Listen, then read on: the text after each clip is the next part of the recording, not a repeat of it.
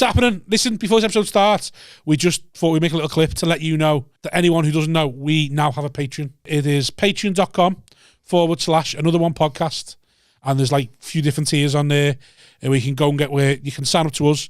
And it helps us make this podcast. Helps us us pay for the podcast. Helps us make it better.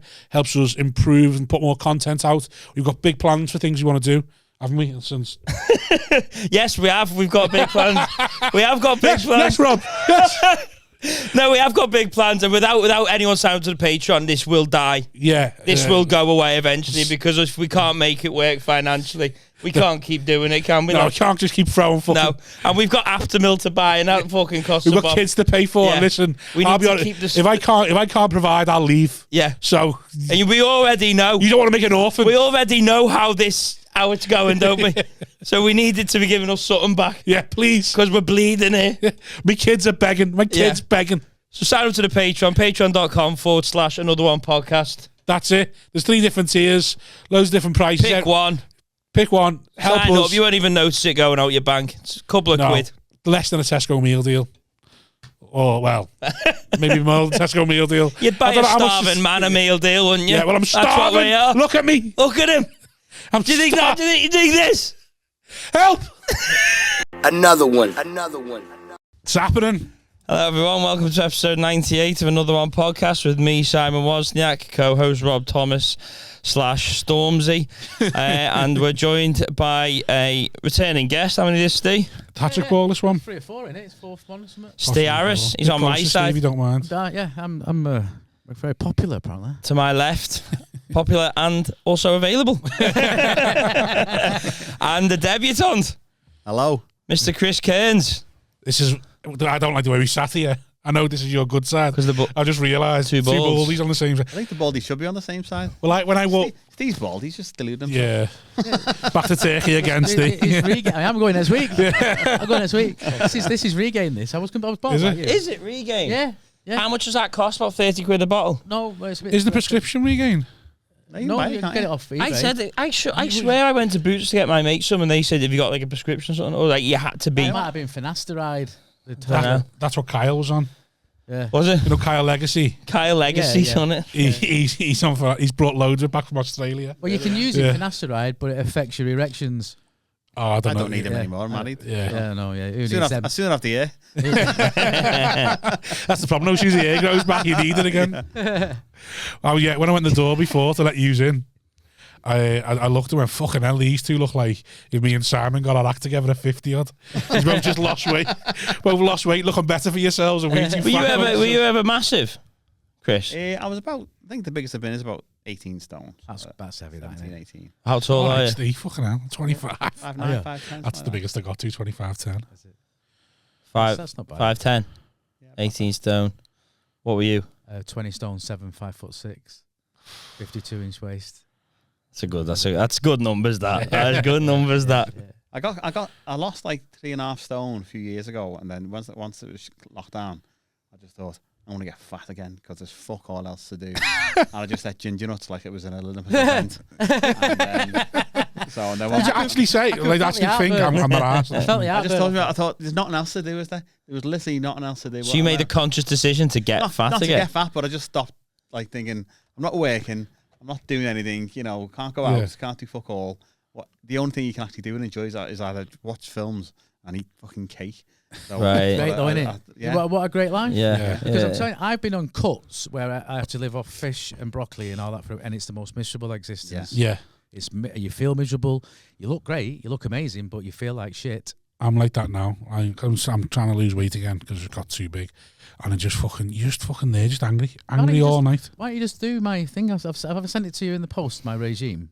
Your regime. Did I email you? No. In the post. It's first class. He does an open post. I've got a regime that I lost all mine. It's like, it's dead simple. I designed it for people if you don't want to think. I researched the digestive system online and all. I did a bit of research on it and developed this program. Right, you got to think about 4 things. And in the first month, I lost 2 stone. And then a stone a month after that, and I went from 20 stone 7 to like fucking 13 stone, and bang, the lot went over 7 months. 7 months, and then I did the Inca Trail and completely regretted it. It was awful. That's why I'm losing weight, because I thought, you just lie to yourself. I've done Snowdon and that. And I thought, and then you forget how much bigger you've got. Yeah. So I done Snowdon must have been about 19, 20 stone. And then I signed up to this triathlon for all day. Did Coniston and all that. And then halfway through, I was like just fucking coughing my guts up in bits going, how am I like this? And then you realise I put on 5 stones into the Snowdon. Just forget he's I used to play footy 3 times a week. I might have always been a fat cunt, but I haven't always been. I'm like Homer Simpson. I look in the mirror like that. You don't really, I don't see myself ever like that. Yeah, you've got like the reverse body dysmorphia, haven't you? It's only the only thing I'm a golden god. Yeah, the only thing that ever gets it for me is clothes. Yeah. So now I've got to, when I get to a certain size now, I get rid of all my big clothes. And I say to myself, I'm not buying big clothes. If I feel something's too big, I think you're putting it on till it fits properly again. That's your motivation, isn't it? Yeah. Don't shame yourself. Once you start buying bigger clothes, got to be in pain. You just start buying bigger clothes till eventually you're giving it away to. Yeah, that's why I couldn't be Egyptian, wearing them galapayas, because you never ever know how big you're getting, do you? Oh, yeah. Clothes are the one. Doesn't pinch, then it doesn't fit. But it's because you buy shitter clothes, don't you? Yeah. So that's why fat people end up looking like shit, because they go, you'd have to be mental or really rich, wouldn't you? To go, oh, now's the time to get the £400 Vivienne Westwood shit. Like, what message you sending to the world there? Yeah. So now I get the Blue Harbour and to lose weight, but then you get comfortable in Blue Harbour because you realise your life doesn't change that much when you're in Blue Harbour or Vivienne Westwood anyway. People just go, ugh, anyway. So you go like, oh, what's the fucking point now? It's dangerous, bro. It's dangerous. I had a mate who used to wear quite specific like fat pants. You know when they show people on the news on the fat, so they always show them from like this far down or from like the waist, and you see the fat obesity epidemic's getting bigger, and they showed like this bloke, and it was me mate, and he never got onto it, and I was like, that's blank. I was thinking, they must have filmed it in town. Yeah. And I was like, that's him. And he had no idea that because they just show you fat ass. They don't have to pay yet or say it's not you. Really? And I remember thinking to myself, I'll never get that big. And I've never been that big that I was like, wah, wah, wah, wah, wah. The music. Yeah. But and I remember thinking, I hope he never sees that and realises. But I reckon a few people's already seen that and thought, that's, Oh, we've got decent mates in the centre too. I've been the fattest person in the country, me, before once. In Vietnam, I was in Vietnam, and everybody was like a fucking freak. Celebrity. Everybody was like pointing, literally pointing. He was technically a double act, weren't you? So you reckon you were the fattest person in Vietnam? Yeah, I could have easily. I was like, do that on your poster. A local oddity. Come see the fattest man in Vietnam. Did you not think about staying there just for the work? I've got a niche finally. Set up a tent. Posters were like platoon, just did like that with cake. The fattest man in Vietnam sounds like a good documentary. Edinburgh show. Wouldn't you? Is that on Netflix? You'd put that on your watch list, wouldn't you? Yeah, you would. Fattest man in Vietnam. Should be a show. That's why even now I still go. I go to Slim World. That's how I lost it because I went to. You still go to Slim World? Yeah. And then it's been like my missus has been well for the last few weeks, but she's getting better now. So I didn't go for about 5-6 weeks because I just didn't get the chance. And I need that like consequence of getting weighed by a random stranger. Oh, my problem is I'm a little bit like you, where I'm deluded. Like how good I look. I love myself. Yeah. But if I go to Slim World and all that, just because the women love you for being there. Yeah. It's a lot of it's a lot of attention. Well, the thing is, I didn't go for like 5. I think didn't go for 6 weeks, and I went back and I thought I need to get back. You feel like your keks and your t-shirts and that. And I went back and she went, let me check this. She went, you've put a stone on. In like 5 weeks or 6 weeks, I put a stone on. I knew what I was doing because I was like, when I know I've got no kind of consequence, I'm like, and I thought, thank God I'm back. And then I went back a week later, I'd lost half a stone. Yeah. So I was just like, next week I'll lose it as long as I can just chip away at it. It's great, especially because if you're a bloke and you just stop drinking and that, you can just smash £10 off. Yeah. They hate you when you go. They suddenly go £9.5, and it's because he's a man. Like I got asked to leave Slimming World, right? Because when you're a comic, you look for the joke and all that kind of stuff. Yeah, I realise you can't say a lot of things. Oh well, dude, I don't even stay for group. I just get weighed and get off. I just need to get weighed. I was waiting because it was. I don't know why I was waiting. I was waiting for something to give me something, a new book or something. And the woman facing me was talking to the girl who weighs and all that, and she said, "Oh, you've lost £2, Julie." She went, "I know, yes." She went, She went, I got in that dress. She went, did you? She said, yeah. She said, it was a bit tight. And I went, yeah, on the dress. She said, it did. Nobody laughed. I went dead red. So I was like, fuck. In fairness, though, it is a gold mine for material. I know. 'Cause I've got a massive routine anyway about it. But like, there's some of the stuff that people come out with, you know, when they've like put weight on. There was a woman in front of me, and she genuinely said, when the kids were off, she was making cakes with the kids. And she said, I think what happened is I've absorbed the calories. like osmosis, like ET. You know what I mean? And I was like, I think what it was, I think I was also with the cream, the sugar. So I think I didn't eat none of the cakes. I was like, I bet you never. She goes, I didn't eat none. I said, how fat was this woman? She liked big, the cake. big like, girl. Yeah. She clearly ate the cake. Headliner level. She clearly ate the cake. She hadn't, you know, she'd had a few. She had tested it a lot. And I was going, wow, slow down, love. Yeah. But if you want, Rob, I'll send you the program. You can send me it. I know, but you won't do it. Yeah. You won't. I had smug on it for about 2-3 weeks, and he's just disappeared. Now he doesn't answer me messages. Doesn't he now? Yeah. So was it as a diet and a fitness and a workout? Yeah. Basically, right. You eat every 4 hours, right? Right. You don't eat before that. You can eat 5 hours if you want, but no less than 4. Because if you eat before 4 hours, it stores the last meal as fat and concentrates on the next one. This is how you start growing bigger and bigger and bigger. Right. And then you only have 3 meals a day, and you have nothing after your third meal. It has to be 50% of what you normally eat. So about what you eat.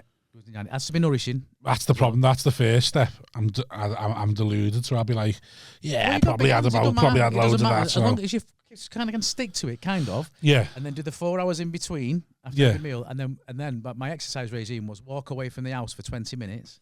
And walk back. Never come back. So you get 40 out of it. So because after 40 minutes of exercise like that, the fat burns for 4 hours after. Right. So it's great. Walking's not exercise. It is. It's the best exercise. It is, yeah. It really is. If you can just plot it out. It's good for you. It's good for your posture, and it's anyone can do it. It's not exercise. It's fat burn. There's a difference. You know, if you run, it's cardio. Deadlift. I love that. Do you deadlift? You don't deadlift. You don't even. No, but that's exercise. He done a little bit during lockdown, and now he's. Did he? Deadlifting, squatting, pressing. I do that every pissing day. about, walking and shopping back. Again, no, that's just silly for me because then I squat more than anyone else. I feel great about myself and I never go again. Yeah, because you put your back out. You would be absolutely massive. I know, I'm scared to get that big. You know, I don't want to feel that power. Yeah. I can't even be admin of a WhatsApp Spend the group. rest of my life feeling like a real man. Yeah. Don't want to put everyone else to shame, you know what I mean? You'll have no guests. You'll be all intimidated. I'm sitting next to Rob the Adonis. That's how I feel anyway. Yeah, good. It's nice that you're deluded. It is. That is why I can't lose weight because I just look in the mirror and think I'm sound. Your wife loves you, obviously. Yeah, she does. But I think that's a problem. I think she loves me too much. Killing you with food. My mum was the same. I did that because kills with kindness. Like the Paula say to me, "Go, we're going to get this. We're going to get that. Do you want the phone?" So I go, I do want those things. You stop asking me. Yeah, absolutely. Like, you know, absolutely. It's nice on a Tuesday when I get weighed. Yeah. But like on like a Sunday, I'm like that. I inhale a pizza right now. Don't ask me if I want one because I'm like a smackhead. Yeah. You know, I really want. You know, there's feeders in your life. Yeah. Because I was all women at mine. They were all bakers and cooks and all that kind of stuff. But my mum was a proper feeder. And I remember when I lost my first 5 stone, and I went round to my mum and dad's and the kids. First 5 stone. And I went round, and got the other 5 for free. My mum looked. She went, "Oh, he's gone, Jack." I was still 15.5 stone. I was still fat, right? And she was looks like Tom Hanks in Philadelphia. And she looked at my missus. She was like, "Give her a dirty look." Like, it's her fault. You've been doing to him. I was like, I still can't tie my shoelaces, mum, for fuck's sake. Oh, he's gone, Jack. He's gone. I knew I had another mate who was big. I was tying my shoelaces, and he was a big fella. And he went, "I'd love to do that." And I was like, "Oh God!" Got the slip-on Lonsdales on. Yeah, Crocs on. I'm like, "That's a flag." I don't think I'd never want to get that side. He looked at me. He went, "I'd love to." And he wasn't even joking. He went, "Yeah, I'd love to do that." I was like, "Oh God, right? I see. It's an issue, isn't it?" He's trying to throw his socks on. Yeah. You know, brutal. I feel sorry for him. Yeah. Cutting toenails is tricky. Yeah, Chiropodist must be that's Chiropodist tricky. must count on fatties, mustn't he? Thank God for fatties with that business. If fat people could tight, they could do their own toenails. I used to have a joke. That's why they've got horrible feet, though. I just leave them to rot. I'm really big, you know. I went to Big and Tall, and they went, "Mate, you're just big. Get out." She deserved more. That really big and tall. No? Yeah. I remember that joke. Do you remember that joke? Well, okay. Sorry about that. I was thinking about this before because at my second ever gig that I ever did, 25 years ago, I meant like I was 27. Was it? Yeah, Scruffy 27 XS years ago. Malarkeys, whatever it was. Yeah. I went to do an open spot, and I watched him do his first ever gig ever. That was my second one. I watched him do his first one. I was really nervous. Isn't that the one where you'd been to about 8 times and it was like now or never? Yeah. It was Toby, yeah. I was shaking like a leaf, and everybody died that night. Everyone. And Toby come up and Chris? I didn't die. Toby come up. Move that a little bit closer to your. Toby Ado come up Nice and put his hands on my shoulders and went, "Listen, mate, I know you've been doing. You keep coming, you keep knocking it back." He said, and I'll be honest with you, they're a bad audience. If you get up tonight, you'll never come back. And I said, if I don't go up now, I'm never coming back anyway. And he went, "You sure?" I went, "Yeah." And I had a really good show, and it was like, I remember having notes on a piece of paper. So you're the only one who didn't die. Yeah, I smashed it out. Smashed it, mate. Smashed it. He was drinking a lot then. And then, but I've kept forgetting my material. Yeah. So what I kept doing was every time I forgot material, I'd just stop and go, load in.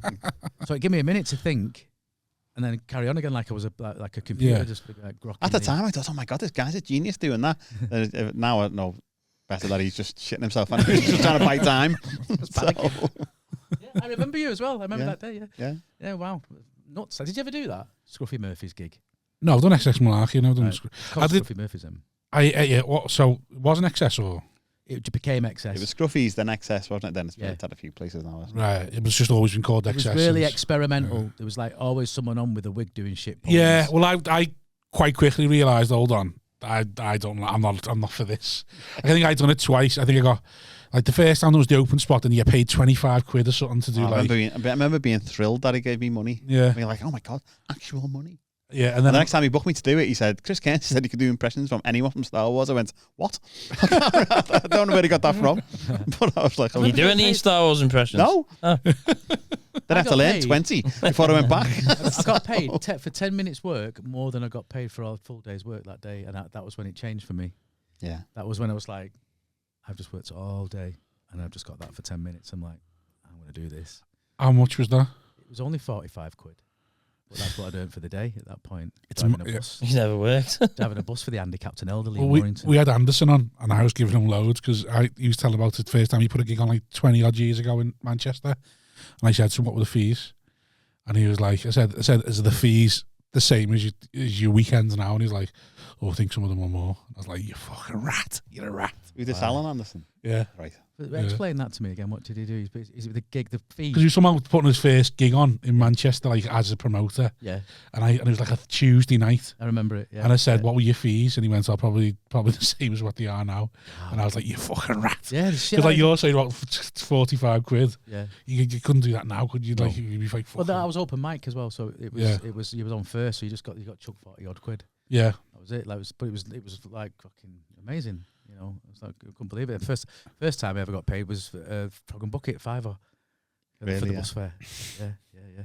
They were rough old days then. I think £7.50 was how much I got the first, and it was a gong, and no audience turned up, and the prize would have been 50 quid. So they just give everyone that was going to be in it £7.50. Oh, and that was like my first ever. You can say you won the gong. Yeah, beat the gong. Yeah, you got the prize for it. Yeah. I remember doing Beat the Gong in the store years ago, and. You have gongs when you started, yeah? In the comedy store, yeah. And you see on a Sunday, was it? King Gong. King Gong, yeah. I remember doing it, and I remember just took the piss really, because as soon as I went on, I said I'm from Liverpool, and 2 cards went straight up. I went, fuck off, I haven't even said a joke yet. But the third fella was a Scouser, and I said, it's all right. The third fella's Scouser. He goes, I'm going nowhere. That he went. Just threw me underneath the bus. I was like, I've just fucking driven here for this, just to say, mate, you two are bastards and you just shit on me. Oh my God. You just went like that. There you go. He went, oh, really? Roland Jed got gonged off. No. Yeah, listen, he got gonged off. Last week. By his missus. He got gonged off. And they didn't give him a chance, so he booted the lad in the front row in the face. Oh, hit him in the face. and then just got off. So the store put it on the wrong TV show. screen on a loop for Yeah. weeks, just showing him going, fucking... a reverse Jim Jeffrey. Yeah. It's because he went downhill even more. That's the most famous audience member in the world now. I remember being having 2 cards up and just begging someone to put the other cards up. Really? Just because, like, just fucking put it up, mate. He's playing with you. And they wouldn't put it up. And I was like, it must have been about like 3.5 minutes in. Obviously, I hadn't got nowhere. 2 cards up, going, it's going nowhere. I'm looking at them going, just put it up. Just put it Here's up. a fiver. And they're just Make like, this end. They're just like, no, we were enjoying it. And I was like, God. Take some balls to try and come back from a 2-carder. yeah. That as a new act, if you get 2 cards, I mean, there's not many that can ride that out. I don't think. Well, my thing used to be That you've got to I be knew able what to you go were right. doing. Let's get this in, yeah. and that's how we can do it. Because now there's one person in that entire room that everyone's looking at just as much as you. Yeah. Like them. What I hated about that is when you get one person who obviously had the balls to put the card up. I think fair enough. But sometimes you get the second person who was a shithouse and didn't want to be the third person. Yeah. So they just go. Oh yeah, it's Yeah, the they same follow way. them. So it's sometimes it wasn't really how good you were. It was just like if you got a shit house, they'd Yeah. fuck it off because they didn't want to be the deciding factor, but they could be the one in the middle. Didn't want everyone looking at them. They didn't want to be the sort of Simon thing. Cowell, did they? I skipped all that, luckily, because it was so early doors that I won the Northwest Community of the Year award. Yeah. Leapfrogged a lot of it, then I was doing clubs then. But shit, I was terrible. Died horribly for quite a long time. But then I managed to leapfrog all that, the climbing the ladder stuff. So Yeah. it just was because I was only going 3 months and I'd won the competition. It's mad that so like that way, your way of leapfrogging that is similar to someone who suddenly got 100,000 followers on like Instagram or something. just leapfrogging it all TikTok because act, because they know they can sell tours. tickets. Yeah, straight on the theatres. Yeah, and people turning up because they don't care what you're saying. Yeah. There was a guy who used to do this show on MTV, and it was a travel show. Do you remember that guy and woman? He was quite funny, this lad. And they do all. I'm realizing now you're way younger than me, and you would have been like watching fucking SpongeBob. You What? I might know it. And it was a travel show, and it was this lad was always going to end up in Thailand and on backpacking in Hong Kong and all that kind of stuff. And he was quite witty. He was all right. He used to watch him. He was making me laugh and all that. And he did his own theatre tours off the back of it, and it was fucking awful. Yeah. Right. It was awful. Yeah, he had no command. Yeah. No he was, chops. Yeah, and he was like telling a story about his mates in the pub and how he'd pulled his pants down at the bar and stuff. And they're just, you need more than that. I reckon you could probably get away with it. After 6 years of doing it, you're probably good enough to, if an audience like you, you'll be able to do an hour to carry that to go. That was all right.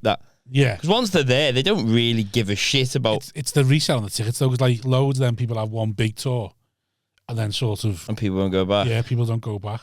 It's even like stuff like Deliso, and this isn't with no offense, I had Deliso on the pod. He said it himself after BGT, he did one big tour, and then it just whittled down sort of thing, because loads of people just want to see him because they've seen him on BGT, and then when they see what he actually does and what he's like live, it's like, oh, not for us sort of thing. Yeah, or, that's right, absolutely. And then it just whittles down to his actual audience. You've got a year, the momentum's a year. I remember talking to Deliso about like being on it, and he said he gave us stuff in what he was doing, and then like 10 minutes before he went, he went, so by the way, you can't do that, and that. Yeah. I was like, this is like, you obviously got to go on and be really good. Yeah. I always think that must be the worst thing about doing it. You've got to go on, do your best stuff to get through, and then you've got to try and find like other equally good stuff. I remember like Deliso saying to him, he's going, you can't do those 5 jokes that you said. We said okay like 4 hours ago. We looked at it and said, well, actually, you can't do that. Imagine the final. Whatever it is, 100 grand to, and then you go. They're probably trying to fuck him though. What you do then is you ignore them. Yeah, and do what you got to do. Yeah. That's And what then I they do. butcher you in the edit though. Well, it depends whether unless they took a shower. Let's just smash what I mean? it. And Carl goes, no, just leave it, sort of thing. Mickey Piquet talks about that, has talked about that. He done quite well. He got to the final, smashed the heat, smashed the semi, and then but had used all his best stuff. Yeah. But then got to the final and was like, well, I've saved this song that I finish on the clubs. But it was about death or something like that. And he's like, you've got to change this and this and this reference. I think one reference might be about nonsense, one reference, and you got to change them 3 references. I think, well, it's not the same song now. Yeah. So we have And to do it the doesn't take same much, song does it, with to- different jokes, and it just didn't work. Oh no, what a shame! What a shame! That's a quandary, that really. Yeah. Because you want to smash it to get through, but then that it's left with you now with your cock in your hand for the final. Yeah. You got to have some real big hits. I mean, I see Marcus did it, didn't he? He did the last He one. smashed and it, didn't he? Great. Yeah. But then you're getting beaten by a guy who takes 50 tops off. What's the point of that? Throwing some shade at Vigor Venn. Yeah. You know, the guy just. I mean, fair enough. He's in a balloon and he's taking 50 high vis vests off me, but really, that's what beats you. You ever been asked? Yeah, but I've never done it. Yeah. I think most people, anyone who's been going for any amount of time. They asked me what I was even seeing. They asked me, and I was like, they were like, I love your stuff, and I was like, you can't have seen me. You know, because I've got nothing that works. What do we do? What do we do then? Mm-hmm. Yeah, don't. What bit do you like about? Lie. Yeah. What bit do you like? Sorry. Go on, what bit do you like? Go on, what? Tell me exactly. Yeah. What joke you like? Pick one of my jokes that I can do on your show. Is it me chasing that girl in the NCP car park? It's not, is it? You're not book Vigor Venn now? You can't fuck a cat. What's the point? Yes, it's just pointless. I mean, I thought it was funny. It's very feel good, isn't it? It was good. I watched it. I thought that's really funny. It's great, but I think I'd be gutted to get beaten by it. If you got beaten by it. Speaking of people in high-vis vests who lost in competitions, I was infamously beaten by a high-vis vest-wearing alternative act in your competition. Oh, was that? It was, yeah. Yeah, was that Top Joe. Top Joe. He was good, Top Joe. I love Chris. I love Chris. He's done really well. Where's he now? I've not seen him for a while. At the time, he was good. I got edited out of the BBC New Comedy Awards. Did you? Did you? I was in the final. I've never made it. And they edited me out. Edited me out of the full. I was in it all the way, all the heats, the semis, and all that. What kind of reason? Doing interviews and on certain shows and all that kind of stuff. Was like getting recognised in the street and everything. And we all went round to the pub to watch the final with my mates and all that. So they didn't tell you that, you know? No, gone. And all I saw was just my shirt and my arm. And he blacked it out. I was like, Middle of the pub, that's me. Yeah. I had a terrible show. I swore too much. I was nervous.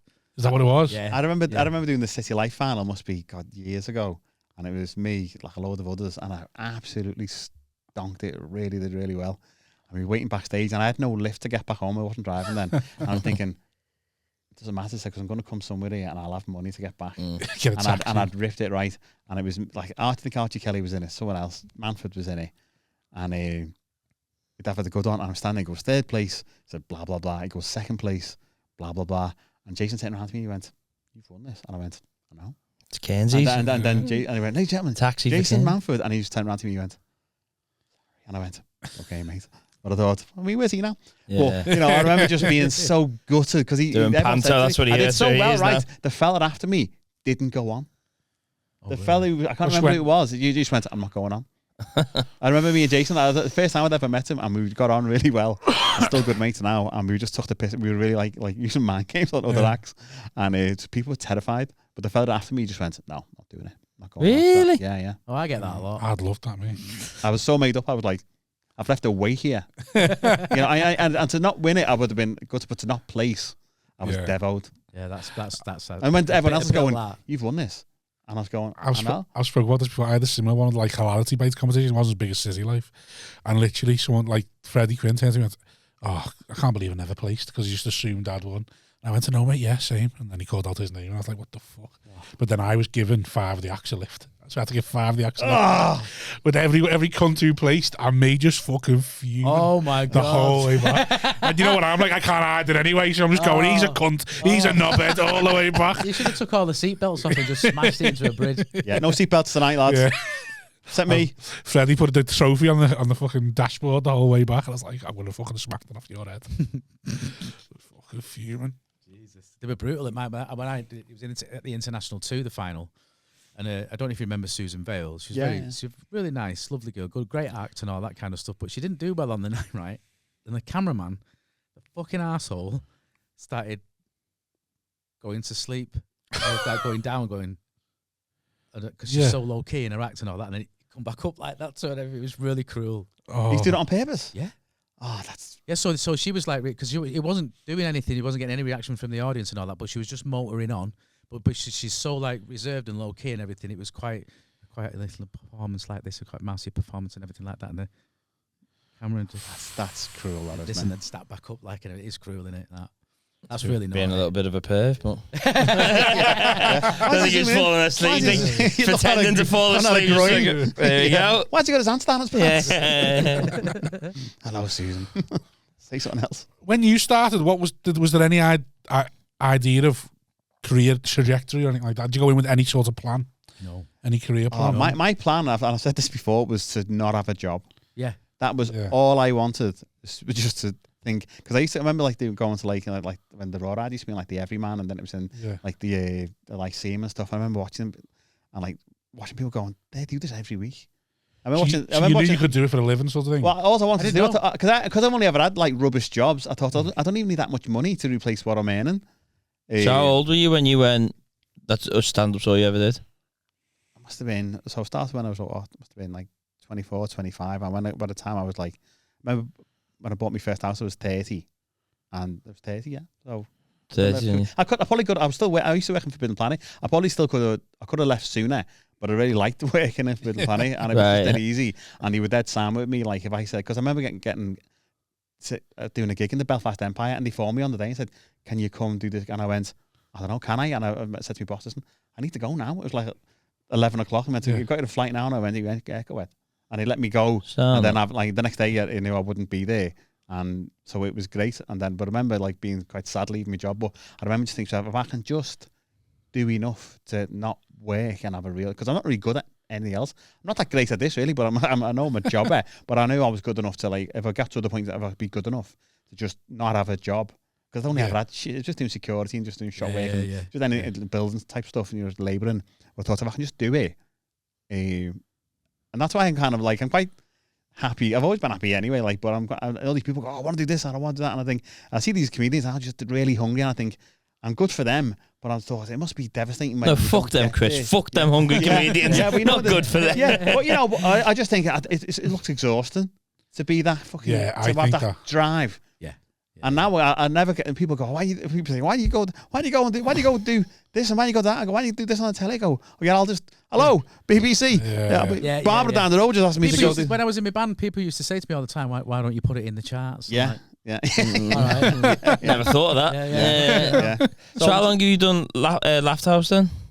God, I was talking about that the other day. It must be. You were on Raw first, weren't you? I used to do Raw Ride. Yeah, Raw Ride. Raw Ride. I started obviously doing. I did my open spots for like Raw Ride. Like Peter Kay was the compere. Right. Peter Kay was you will remember that. Peter Kay. Yeah, it was the reason I got into it. Yeah. And people. You going to stand up? Yeah, my mates kept saying to me, "Come and watch this lad Peter Kay at the fucking bucket," and I'm like, "Do you have to pay?" They went, "It's only £6 just getting." I went, "But what if this shit?" I was really like, And then I went and I sat in the front row, and was just fucking like blown away.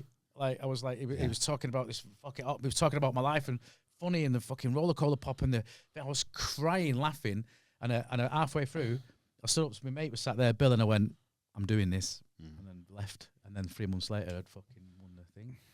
I remember seeing Peter Kay in the Zanzibar. Yeah. He used to have a comedy club on a Sunday night. That's how I started, because they used to have a night on a Sunday in there. And the first acts I ever seen in there was like Adam Bloom, Mundo Jazz. Oh, he used to compare. But that was like, for me, that was like the cavern. Because I seen like Al Murray in there, Frankie Boyle, Lee Mack, just massive acts, like Dar O'Brien, just massive acts. He started out with all them. And I remember seeing Peter Kay, and something like comedy clubs like that, they go up and down. The first time seeing Peter Kay in Zanzibar, there was like 30 people in there. And then the next time he was doing like the Sunday show and stuff, there was like 80 people in there. The third time you couldn't get in. We got in because we were like regulars. But there's people like fighting to get in. And I remember just thinking, from word of mouth. Well, like when I did my open spots, I remember like Peter Kay was like and they all went to see him. He's the compere, and they'd be going when they bring an actor, and they go, "No, stay on." They go, "No, I've got to go. I've got to bring actor on." And he milked it like he knew what he was doing. And also as well, I love doing that. I've got to go in a minute, and they go, and you go, He used to come on as well. He used to come from behind when you was on stage and you was gigging. Peter would pop round and come through the curtains and go, and everybody start laughing at him again, and you'd be fucking.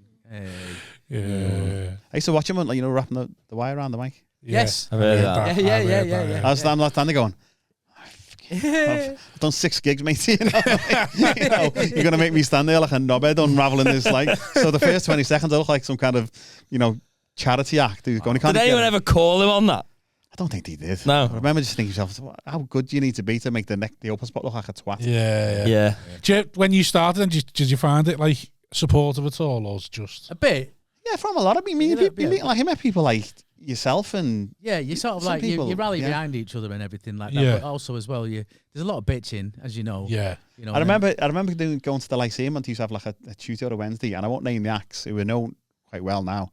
I remember like sitting with them just to say like, oh, I didn't really know what the etiquette of it. Like, you should be able to sit with anyone, open spot or whatever. And when I sat them, it was made very obvious that I wasn't welcome sitting at a table with them and just to ask, blah, blah, blah. Because the first one I ever did, Alex was on. The first spot I ever did, Alex Boardman was on. Yeah. And he couldn't have been nicer. I said to him, any chance of any advice? And I talked to him for like 10, 15 minutes and he gave me some great advice. Boardman can't have been that far ahead of you. Like, if you've been going 27 years. He was 2 years in more than that. So Boardman's probably still in your realm though, isn't he? Maybe, but he was very good still. He was getting paid. He was an act. That. He was getting the big money. Right. Like, even when he was shit back then as well, but it was still the club. I can't be 27 years because I'm 49 now. Well, I started when I was 27. I was 24, I think 25 when I did my first one. So what? 37, 47. How old are you now? Hang on. I'll guess. Go on, just say it. 26 years. 26 years. I'm 53 now. Okay. So it's 50. It's 20. It's 26 years. Yeah. How long had the frog been going at that point? 2 years. 2 years. Yeah. And so was it just raw riding Liverpool at that point? Yeah. What was it then? It was just random open mic nights. Yeah, Manchester it was just Alan Anderson. There's pockets of them. There was just little gigs and stuff. That's how Alan Anderson. We had that gig in Sale, and like the Buzz and stuff like the Buzz. The first one was the Buzz. I think I sent him a video once years ago. And he's like, "Oh, it's too much swearing," and he died at that point. So his club sort of thing died right down. I remember doing the Buzz, and then wasn't worth chasing. Steve Coogan came in. Yeah. Said, "Can I go at the end?" We were like, "Yeah, go on, mate." And Lee Evans turned up. I was standing there. I'd done my bit, and I went, and it was great, wasn't it? Yeah, it was great. And he's another one. He paid me straight. He gave me like 30 quid, and I was like, oh my god. And he went, so next time you come back, you'd be an act. And I was like, but you think it was better though, wasn't it? Because like there wasn't now stand-up's everywhere, isn't it? You can just watch it now. Yeah. So there probably was more of a buzz in all the gigs you were going to, wasn't it? Yeah. Manford was the pot collector at the Buzz. Yeah. He only went on because someone didn't turn up. Little face kid. He was only 16, Brilliant. And every time you come off stage, he'd have a joke for you. Go, what do you think of this? You're like, oh, go on. And it'd be like an actual, like an encyclopedia joke or don't need written. So what he'd written, some joke he'd like, or he'd have a little bit of tag for your material and that was carrying the pots about and stuff. He was like so young, and I did a support slot for him last year, and I'd not spoke to him or seen him for quite a while, and it was really weird to be in the room with this grown man. Yeah. Like he was like big grey hairs and full beard and all. I'm like, fuck, it's not the kid I remember, like, it's still the same though, still exactly the same. No, he's not changed at all. No, he hasn't, has he? No, it's one of the few people that has got massive fame that hasn't become an aloof cunt. Yeah. Did I have a gig with Billy Connolly? No. Did you? He must have always been famous before. Just thought you might have put him on at one point. No, he's like that's like years and years. He was already big at that point. Yeah. I think back then when we started, it was all about alternative comedy then. Well, you were classed as alternative then, wouldn't you? Yeah. I don't think I was. I wasn't. I still think I am now. Yeah. I'm just me. Don't know what you are. Yeah. Someone called me alternative the other day, and I was like, I don't think I am. I think I'm quite toxic. I don't think. I think because like the mainstreamers, there's not really many of them left, is there? So like the alternative this is now the mainstream. This is the mainstream. So I mean, I love a gag like Mick Miller does our place quite a lot, and he does it when we do the Phil. He's just brilliant. Yeah. He's just. I know like the gags and stuff, but not just listen to a joke. It's just it's hard to do that though. It's hard to be that to get to kind of have and he still does like all the other clubs and stuff. But there's with Mick though. There's the originality about it. That was the one thing that always like when people ever ask me about like because like I was in someone who's mates with Frankie Allen. He was like, "Oh, you alternatives?" I was like, I honestly wouldn't call me alternative. It pisses me off when you get someone who just recited a load of jokes. Yeah, that's my thing. You going, oh. And I remember watching I think there was a program years ago, and there was like a mainstream comic. Proper like old school mainstream comic, and they did the frog. It's like a proper old like Billy Shine type, like the teeth and everything. And he's going, "How can you own a joke? How can you own a joke?" It's like I was like, well, it's like saying how can you own a song? Yeah. You know, and we're not talking like just kind of like stock put down to it. And he's going, "Oh, you can't own a joke." And I remember thinking it really pissed me off because he was offended. And they go, "Oh, you go up, you do 20 minutes, and like you get to go home and go." We've got to do an hour and then do the bingo. I was like, well, all you got to do is remember. I mean, some of us still have to do that as well, Chris. If you can imagine going around and going, oh, that's great, Jota. I'll have a bit of Gary Delaney, I'll have a bit of, you know, Paul, I'll have a bit of Steve, a bit of, you know, a bit of the best acts in the world, wouldn't you? Bit of Ben Norris, bit of this, bit of Marcus, bit of everyone, bit of you. Imagine being able to do that. Yeah. To be able to do that. And that's what they do. I remember doing Mickey Finn. You know, little Mickey Finn. You remember Mickey Finn? Lovely fella, and he's dead funny, but proper like Docker, you know, like proper old South comic. And we did like his like kind of did like a wake. I remember it. They did like a thing, and they had like loads of like a mix of. It was just he died. I don't know what the money's for. Might benefit the family to reason that. Lovely people. And I remember saying, and they were all like fighting to go on first. And I'm thinking, why do you want to go on first? And like, I remember watching them. Oh yeah. And as they were on, they were going, and they literally had to watch each other like a hawk because they couldn't go. Was Smith on that gig? No, Someone's told me about. Smith's the Royal Court. He's done a charity one. I always remember because some fella went on and he goes, "Oh, I love Mickey." My wife said to me, "Do you want to get yourself a new suit?" Get yourself a new suit. It's like for Mickey's like thing that he was tonight. Go there. He goes, "Do you like it? Do you like it?" And then he opened like his jacket and there's like a security tag on it, which is off. That's the joke. And then I looked around and they all went, "Fuck!" They all like took these jackets off. Five of them going, "Ah, fuck! He's done the tag gag already." And he must have been like, "Going, I can get to all these jokes." But at least like if we go to a gig, if we double up somewhere, we haven't got to think. We haven't got to get there and go, "What have you done?" Yeah. Imagine turning up late. Yeah. You know, you might go there. The only thing is, who you spoke to. That's a crossover with like you know a subject that's in the news or someone's been spoke to. But you haven't got to go. What have you said? Yeah. What have you said? What ones have you used? Yeah, Smith tells a similar story where he's doing a charge one Royal Court. He's like, all the hard ones were watching the side of the stage, That's it, and everyone who's alternative sitting in the green room. I remember years ago when we did the Best of Liverpool with Raw Ride, and they had like a mix on of like the old school and the mix of like Gribbo and like Simon Bly and Brendan and that. And someone did a joke, and then about 4 acts, did about like 8 acts on 9 acts. Someone else did the same joke like verbatim about like 3 acts later, and there was like this silence, and they hadn't seen the other person do that joke, and I thought that must just be brutal to deal with. And she kind of went. And everyone, and you could hear the penny dropping with people going, they just do each other's jokes. Yeah. I've been sent jokes before by friends and family, and I've said to them, "Is this yours? Is this your joke?" And they're like, "What do you mean?" I said, "Have you wrote this joke?" And he went, "Yeah, I wrote that this morning." I said, "Right, okay, can I have it?" He went, "Yeah, you can have it." And I tried it out, and it was a fucking stock gag that had been floating about as a meme. And it's like and somebody shouted out, and somebody had done it before me. Oh, well, I was only just listening to a podcast just like the other day, and someone did a joke that I had seen a comedian do like 5 years ago. Yeah, about like went to commit suicide at the beach, but wasn't that? I took a towel like that, and then I was listening to some American podcast, and this comic does that joke. Yeah, but he says it's from a comedian back in like the 80s. So I didn't realise that was a stock joke until the other day. I thought that's a comedian's joke who's done this joke. I was saying I was going to go kill myself at the beach, but I took a towel. You know, I wasn't because I wasn't that sure. Imagine being the fella who wrote "Don't Give Me 6." Imagine being that fella. I've heard that story about Bob Monkhouse and Lee Hurst. Have you ever heard? That's quite a famous story. No. Lee Hurst was on like, you know, have I got news for you? No, the question of sport type thing. Yeah, I think it's all over. I think it's all over. And obviously Lee Hurst is, you know, he's got people got different takes on him, but he went up to Bob Monkhouse and said to him, "You did one of my jokes." This is obviously when Bob Monkhouse was still with us, and he went, "What was that?" He goes, "You did one of my jokes on like this thing." And he went, "Oh no," he said, "Maybe it was like, you know, one of my writers has seen you." And he's going, "Oh, I'm so sorry." He said, "God, I feel like Paul." He goes, "Well, I just think, you know, someone like yourself, you know, you should know better than like goes on and really make you." And Bob Monkhouse could be more apologetic. And he goes, "Well, listen, give me your address. Because I want to apologise. I'll send you something." He said, "What joke was it?" He told him the joke, and he goes, "I'm mortified. I'll have a word with the writers and stuff."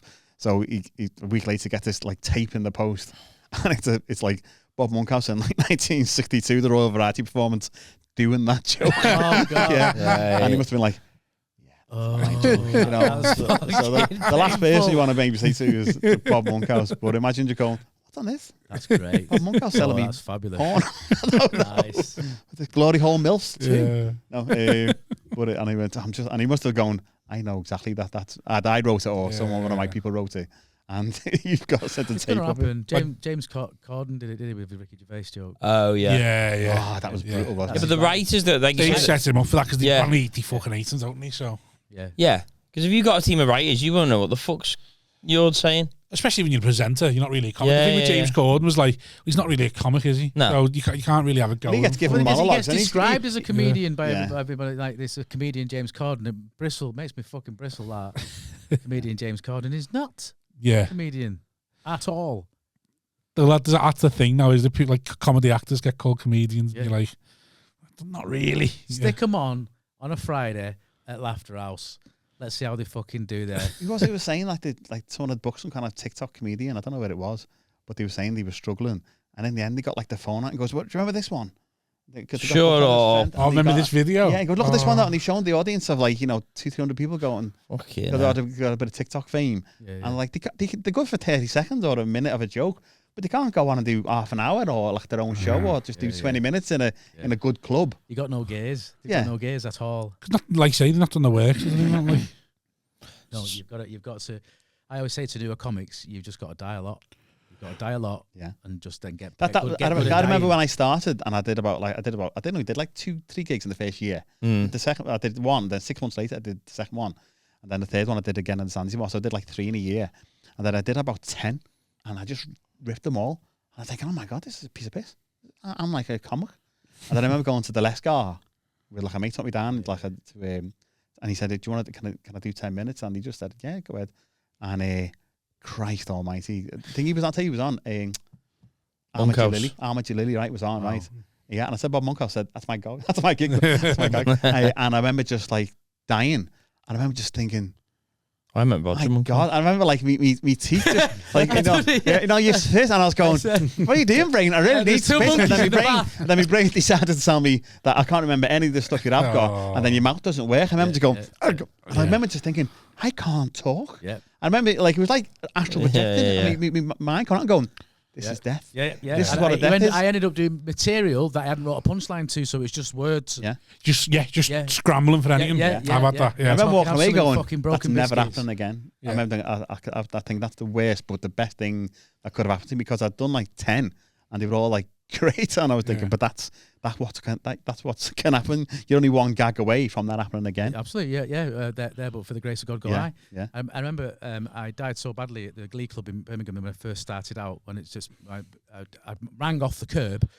It, as you know, are the biggest agency in the country, probably the world. Right? They've got Lee Evans and all the big acts. But they had a big circuit, and I rang Danny off the curb. I told you this story. Yeah, on the pod. Is it on the pod? Yeah, but it's fine. Don't worry I about don't it. really want to keep repeating myself, but I rang them and said that when I died, I said, "I don't know where near as good as I said I was, and I need at least a year." And he ran me back in a year, and then. You never told us that. You told us you saw one Aldi. No, I saw. Well, yeah, he ran me back in here, but then about 4 years later, I bumped into him in Benidorm, and I didn't even finish the sentence. I went, "Do you remember when?" He went, "Mate, we still talk about you in the office." He said, "You're the only comedian that's ever rang us and told us you're shit. Don't do it again." Well, so when you started, then what was your how do you reckon what was the progression sort of thing when you knew you could start doing comedies? Because I remember, I think Liverpool, the only one you could really get on was Baby Blue. And that was you do a Thursday there, 50 quid, and then they might have your open sort of thing. Avalon had a circuit in the student I'll tell you, circuit. tell you what then, dissecting from that. Do you remember, God damn it, how many years ago it was? We did a gig for Avalon, and they said to us, it's in they said it was somewhere else, and they went, "No, it's Hull." On the way, they phoned us on the way, said, "No, it's not like Leeds, it's Hull." I go, "Well, that's a bit further away," but we got there on time. And then me and you got there, and the fella said to us, "Who are you?" And we said, "Oh, we're the acts." And the acts that had pulled was Lee Mack and Daniel Kitson. Oh yeah. And the fella went, "Oh, for fuck's sake, who the fuck are you?" We were like, we're just the people, mate, who they've replaced us with, which I wouldn't want to replace. These big agencies, they still don't give a fuck. They don't care. We were still like jobbing comics then, and we went on, and and it was great. And to the point that the fella apologised, because he was so pissed off that both of the big acts that had supposed to have done it, like, pulled. Imagine anyone yourself, imagine like Kitson and like Matt had pulled, and then these two bellends turn up. Well, that happened to a comedian that I won't name it, but like he's a big act. The guy who pulled, I think it was, I'll tell, but like it was a big act, and they pulled like 30 minutes left to spare, and the agent of the act went, "Don't worry, I've got it sorted. I've got these available," and it was like, no, like, these are like, don't you dare. These are like Beat the Froggers. That the person said, and then he went, "I was just politely declined." And he said, "That's what I said. I politely declined them." But like they said, the agent was like, "Don't worry, I know we can't make it, but these guys are local." And then he was like, "Just fuck off." Like this, like these people haven't got 10 minutes between them. So did the audience know Lee Mack and Kitson were meant to be there? I think so. Yeah, but we smashed it. We did. In fact, there's a double-edged sword because we did so well. They invited us back. Do you remember going again? Yeah. And it was the same audience who was doing the same material. Heard it. It's word for word, that, mate. Yeah. Oh, that's savage. Yeah. How'd you deal with that? I just said, listen, guys, this is what it is. Not my fault. And they were like, "Oh, go on then." It's still funny.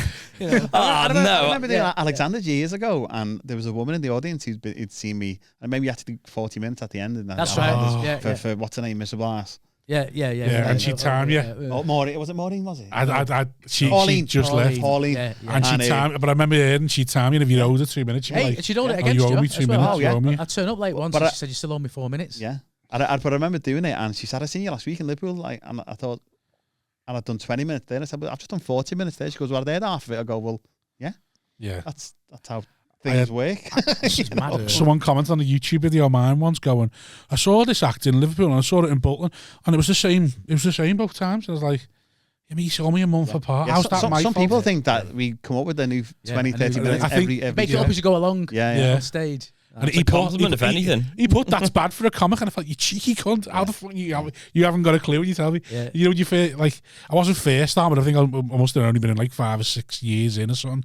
And being like, "Fuck, I don't know what to do." People are quite thick. I remember like Gav Webster being on our place, and he does the opening line. And he goes, "Oh, I'm beginning to run out of material now." Yeah. Some fella comes and goes, "Well, I just thought, it's a bit amateurish to say you run out of material straight away." I go, "Really, mate? Get it. You don't get that." Did you ever see his banjo thing with I know it won't work. Ukulele now, thing. If you never seen Gav Webster do when the satellite man come round and adjusted the TV set and they're getting the signal for his TV? No. The song, mate, it was one of the best things ever. Never seen him do anything musical. It was amazing, and he wouldn't let the guy leave, and he's going, "Right, I've done it." And I said, "Well, you fucking sit there for a minute. Let me just check it out." It's great.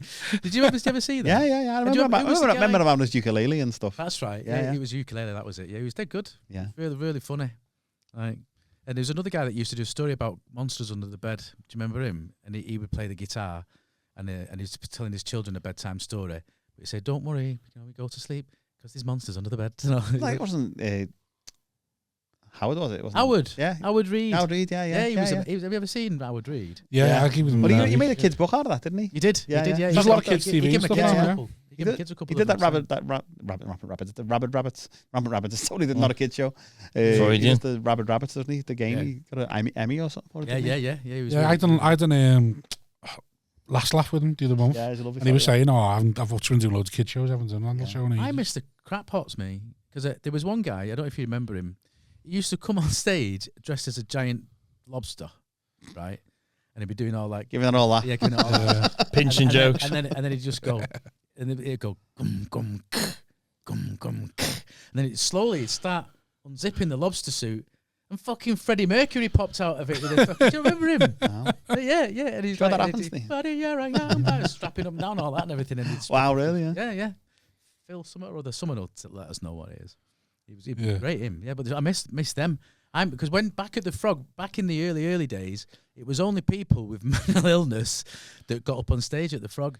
It was people that had been told by the doctor, and they'd gone for the ambiguity of it. They're saying, "Look, why don't you go and try comedy?" Meaning, go and cheer yourself up. Don't fucking get on stage with a pen and pad. Because I was going to say, because after Live at the Apollo, everyone was like, "Oh, it's a viable thing." This when that blew up, I can imagine before then just being like, load of the head cases. If you were got on Live at the Apollo early doors, you had a DVD and you was famous. It's a tour, yeah. I remember everyone saying at least a tour, yeah. Yeah. Once it's the DVD thing now, you don't get that now. Yeah, there are not that many nutters now, is there? No. There used to be some proper cranks, like real, professional nutters. Yeah. People who were just insane, and you'd see them on the bill and you go, someone pulled a gun at the Frog. Like, fucking, I shit my pants and then put it away and I was like, he just pulled it out. An act? Yeah. On stage? Yeah, and so I was going, I was like, in my chair, like, fucking hell. And then he was put back, and he just started laughing and put it back in the bag. I was like, whoa, that wasn't Elfer. Well, there's a guy that did. There's a guy who did Beat the Frog, apparently, but he's like a stunt guy. And his thing was, as he was coming on stage, he falls into the front row, but they never told the frog that that's what he does. So he had like a blood capsule thing in his mouth, and he comes on stage, and Colin said it was the most real fall you'll ever see. Right. This guy's a professional stunt guy, but they're all thinking, fuck, he's just fallen off the stage into the front row and smashed all his face up, and it was just a bit. And then they were like terrified, thinking we're gonna get done here, because as he's come on stage, he's tripped up, come off stage, and then I'm not sure whether he made it through or not. You ever done that? Fell onto the stage. I've ripped me keck going on stage. I remember doing it in the Baby Blue years ago with the comparing for the raw ride, and I remember some. You know that big, what was the big like blue drink, whatever it was. There was a girl sitting there in a white dress, and I met it's just like it was a big jug or whatever the cocktail they used to do, and I just went, Blue Lagoon. Whoosh, this is right at the start of the night.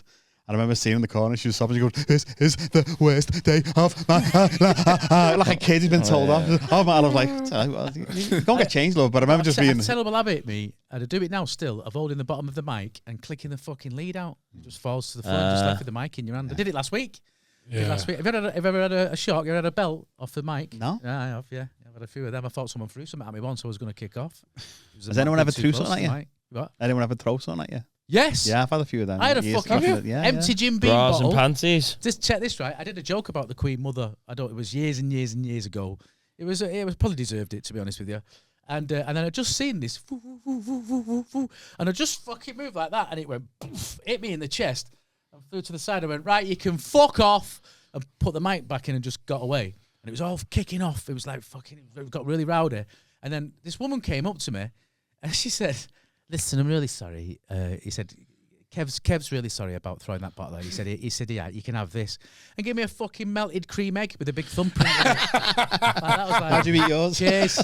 How'd you eat yours? By a psychopath. And I ended up, but then they ended up looking for me. So I had to hide under the stage until the guy who runs it, what's his name? He runs the biker gigs. Oh, Rick Hulse. Rick Hulse. He had to sort of come and sort it out and get me from under the fucking stage. But anyway, I didn't see Rick for about 2 years.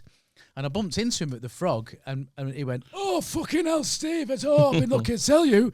He said, "Do you know that bloke that threw that Jim Beam bottle?" I went, "Yeah." He went, "I fucking butted him." I went over, I said, "Did you throw that bottle at Steve Harris?" He went, "Yeah." I went, "That's my fucking mate." Boof. Fucking hell. I was like, "Thank you, Rick." Yeah, years ago in Birmingham, God, it must be a good few years ago, she threw an ashtray at me, so we're talking like smoking. And then her husband tried to get on stage. I just kicked him in the chest, and he got dragged out. Shit. I've never had violence on stage. I've had someone. I died really badly. Do you remember Jesters at Cheltenham? In Bristol. Yes. It was a rough club, right? Oh, it was a rough ass venue, and I just died like the worst. Fucking, it was horrid. I can still feel it. Smell. You know what? That's the worst death I've ever had in my life. We're in there when it was in like the little room, that square room. I remember doing the Friday and struggling like fuck. And I remember saying to Paul, I said, "You know what?" Because you get quite cocky. And I remember saying to her, "You know," I said, I think in my life I've probably died 10 times. I remember saying to her, I said, "I haven't died for you. I haven't really struggled." The Friday, struggled like fuck. The Saturday made the Friday look like the best gig I've ever had. To the point that I just said to the fella, I went, "I don't want the money." For the Saturday, I went, "Just give me the Friday."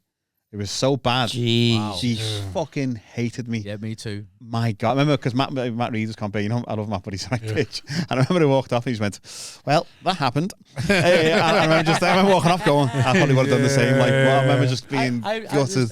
Did they give you the money for the Saturday or not? No, I wouldn't take it. I just said, I'd give it to charity. It'll give someone else. 100%. I'd take it. Genuinely, I just went, I can't take that. So when I died on that night, right, on Jesters, it was one of them silent coughing. You could hear sniffs. The aircon was louder, right, than me. And I was 20 stone, sweating. I was lumbering about and out of breath, all that and everything. And there was a couple right middle, but so far back, and everybody's fucking. Did everyone else had a good gig? I don't think I was first on. Right. Yeah, that was first. Because that's the barometer of a death for me as well. Yeah. If everyone else is doing okay, you die. It's your fault. Well, it's like there's something really that's horrible. You've got off on the wrong foot there. So I said, and at the end I got really exasperated, and I went, I said, what the fuck, what's up? like that. And the bloke just there went, "You're just a fat cunt." Fucking wounded. You're just a fat cunt. Yeah. Like, you know, that heckle could save us a lot of comedians. That they've got, you know, when it's going that badly, you start moving jokes around. You think, I need to do my last joke now to try and get the back. And then you do your best joke. And you go, and you didn't even like the last one. Yeah. You didn't like the joke that has never failed me.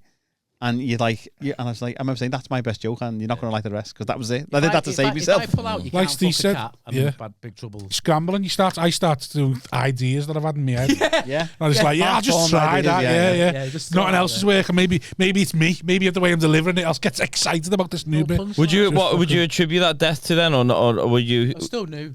So new. I didn't have any gears, and I was still I got off probably a little bit aggressive actually, maybe because it was big and unprofessional. Just I was shit. I was just a fat cunt. Basically, there's no question of it. Yeah. How have you seen the circuit? Did you see like an Apollo boom sort of thing on like live though? Like the way you're talking now, must have been. Is there a difference in our audiences grew? Because I remember when I started comedy, my ma didn't realise going to comedy was like going to the pictures or the theatre, right? And you couldn't talk, sort of thing. And I didn't know that until she saw me and saw the first time she saw me. She saw people chatting while I was on and was like, the cheeky bastards and all that. So like, and until I'd explained to her, because like, I think the first time she saw me at Baby Blue, like my first professional, like Friday, Saturday, middle of like £100 or something. And I'd said, go on, come down, watch me and see what I've been doing and all that. And like her mates started heckling me. And then I had to explain, you can't do that. And then like, I think after that, she like realised, because I think she realised what had gone on. And then after that, she was like, oh no. And then like she never knew, like it was just, it blew her mind that you couldn't talk while it was happening. Baby blew her mind. Wow. It freaks people. I always find that weird that people think they can talk. I understand why they might think they could get away with it. They think, I don't like them, so I'm going to talk. I've seen that. I go, can you be quiet? Yeah, but I don't like him. I go, well, fuck off then. If you don't like this one, there'll be another one on in a minute. That's why most comedy, because they've got like 4 acts on essentially, really, aren't they? But they go, I don't like him though. I go, well, the people next to you might love them. Don't be and they can't hear what yours, and it really freaks me out. The rooms are designed to carry we can hear the laughter, so you can hear you talk, you can hear you whisper. Yeah. It's when I've seen people like answer the phone and go, excuse me, they go, I'm talking. I remember someone saying to me, I said, excuse me, on the phone, she went, I'm talking. And I was like, really? Because there's an actor on the circuit. I've forgotten his name. He's the Irish guy. He's been going for years. Frank Carson. No, he's one of us. Like, and he took the phone off the woman in the front row and put it in a pint pot full pint, wiped it out. He said, I know you got a call from Jonglers. Donna at Jonglers. She went, "Hi, love. It's Donna from Jonglers. We saw what you did. It's very funny, but you owe him £300." Yeah. Do you remember the worms, the maggots? Oh! Like I remember we got the phone call. I remember Donna phoned me. I remember somebody telling. Yeah, we were there. It's the funniest thing I have ever. Can I tell this story? Yeah, go on. Right. So I remember Donna phoning me, and I thought, oh fuck. Yeah. She's gonna. When Donna rang you was in trouble. What the fucking hell happened last night? Go on. So anyway, we got this. That like Leicester or somewhere. Shit like that. It was Nottingham. It was Nottingham. Yeah. Big room, right? So what's his name? It was me, you, Jerry Byrne. Jerry K. Jerry K. Sorry. Jerry K. And the guy with like autism who plays the piano. He's got blonde hair. Robert White. Robert White. So he's headlining. I'm in the middle. Jerry K's on first. Chris is comparing, right? He gets up first. He's already almost had a fight in the film. Remember that first 30 seconds he said he was going to text someone. There's a big group, about 20, and they were just a bunch of knobheads. So but they thought they could intimidate Chris, and Chris was like, "Come out in the fucking car park now, mate. The show's not started." I'm like, "Come on, Chris." so anyway, he gets up and he does it. He manages to get the room settled and all that and everything. Yeah. They're all still eating and all that. And Jerry K goes on. And he's in the spotlight, and then he just fucking something went. I'd felt one. Hit him on the head. I'd felt one, but I thought it was water. Right. Well, it just hit him on the head like that. And Jerry went, "Who the fucking hell threw that?" All right, and he's carried on again like that. And then he went, "Oh, fucking, who the fuck's fucking..." And then he went, and this guy at the front went, "Mate, it's not anything." He said, "It's maggots." And he was like, "What?" He thought it was the air conditioner. And he looked down, and there was a pool of maggots off the stage that had been falling from the fucking grate in the air conditioning. And what had happened, there was a dead pigeon in the air conditioning, right, which was frozen because it's cold air conditioning. Yeah. And because it was noisy, they turned it off. What happens? It warmed it up. What happens when you warm maggots up? They start fucking wriggling again, don't they? So I went up all the stairs, and I was about this far away from the grate, and you know it's like little tiny squares, 1,000 little tiny squares, and out of every square was a little wriggly maggot head doing this, right? But like junglers used to have like 2 acts on and then a break, which is I was told was hard. Yeah. Made it hard, didn't it? And then I went on after them and I said, we're gonna have a break. I didn't even ask her. So I said to you, close this down because we need to sort this shit out. Because I went and got the manageress. Yeah. And I said, and she was chatting in the foyer, and I said, excuse me, there's maggots falling onto people's heads. And she went, and carried on talking. I went, oi! There's fucking maggots falling onto people's heads in the audience. Can you just... So I took her up, showed her. She was like, oh my God. The front row were just getting dropped on. And like, it was like falling on the front row and then like the act. So I just said, we're going to have a break. And then she bollocked me for calling a break. Went, we had 2 acts on and I went, mate, this is unprecedented in the history of comedy. No, that's not what you said, because what you said made me drop to my knees. You know when somebody says something that just knocks you sideways, so it's so funny, right? So Chris closes the show down. He's not supposed to. He's broke the rules, right? And she come over to him. She got dead close. She went, what are you doing? Why have you closed the show down? And he went, because these fucking maggots falling onto fucking people's heads. But she bollocked me, and I thought Don was going to bollock me for doing that. Shit. And then she said, and the girl was saying to me, she went, don't mention this. Like after we've sorted it, and they had to move the audience about fucking 20 foot back. Because surprised the front row didn't just get up and be like, they just moved back. They carried on eating. This fried rice is wriggly. They carried on eating as well. They were all eating. Horrible, so we had to push them 30 foot back. Yeah, and then she bollocked me because I said, junglers, I said, providing live comedy and live baits since 1978. Single white maggot.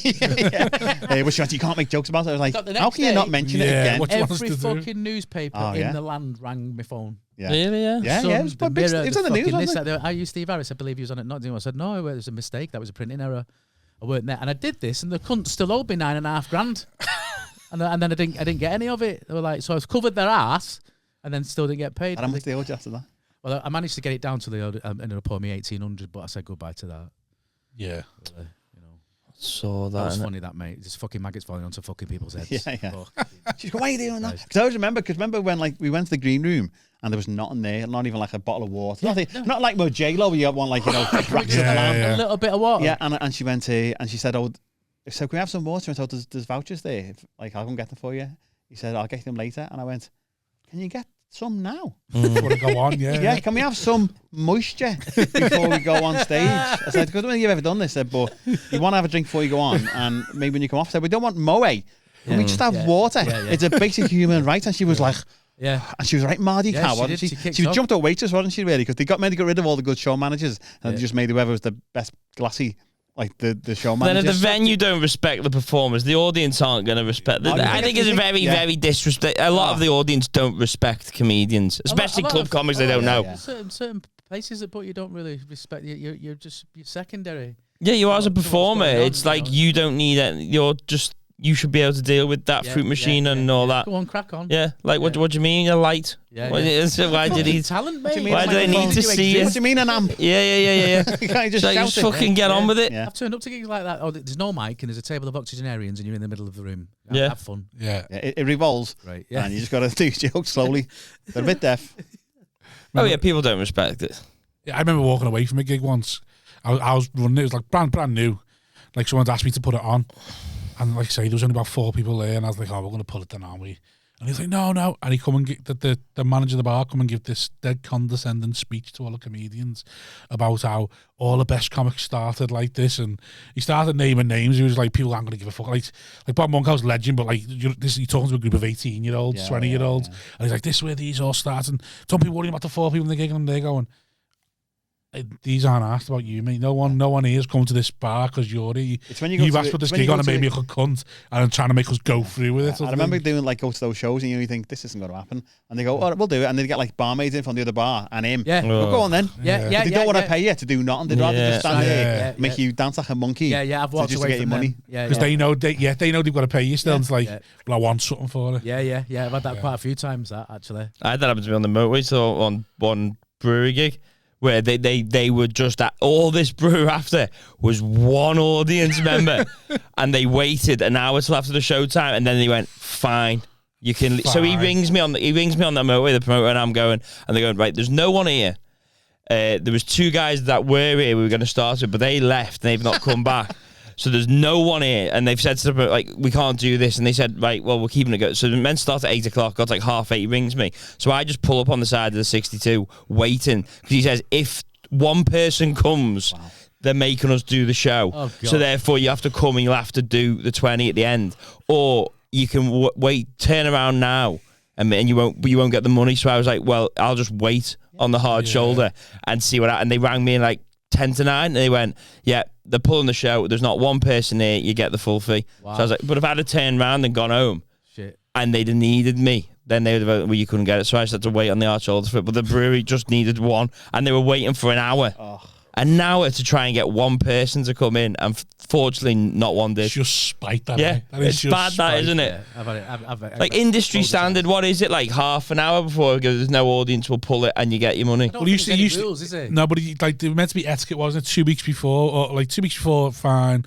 Week before, 50%, and then day before. any on the 3 night days, or full fee sort of thing. Still, that's still the rules, isn't it? Still the etiquette sort of thing, isn't it? To Wild West now, isn't it? It is actually. I've done those gigs where they go, and it's been horrible. But I think, and you just think, and you've heard that if you don't do your time, you don't get paid. And I thought, I'll just stand there, I'll just recite my jokes. You know, to not. That's yours. 20 minutes to the giraffes at Chester Zoo. Yeah, I'll do it. Yeah, I've got it in my locker. That's what a good circuit comic can do. Go, can you perform this? Mercenary about it. Can you do 20 minutes to no one? Yeah.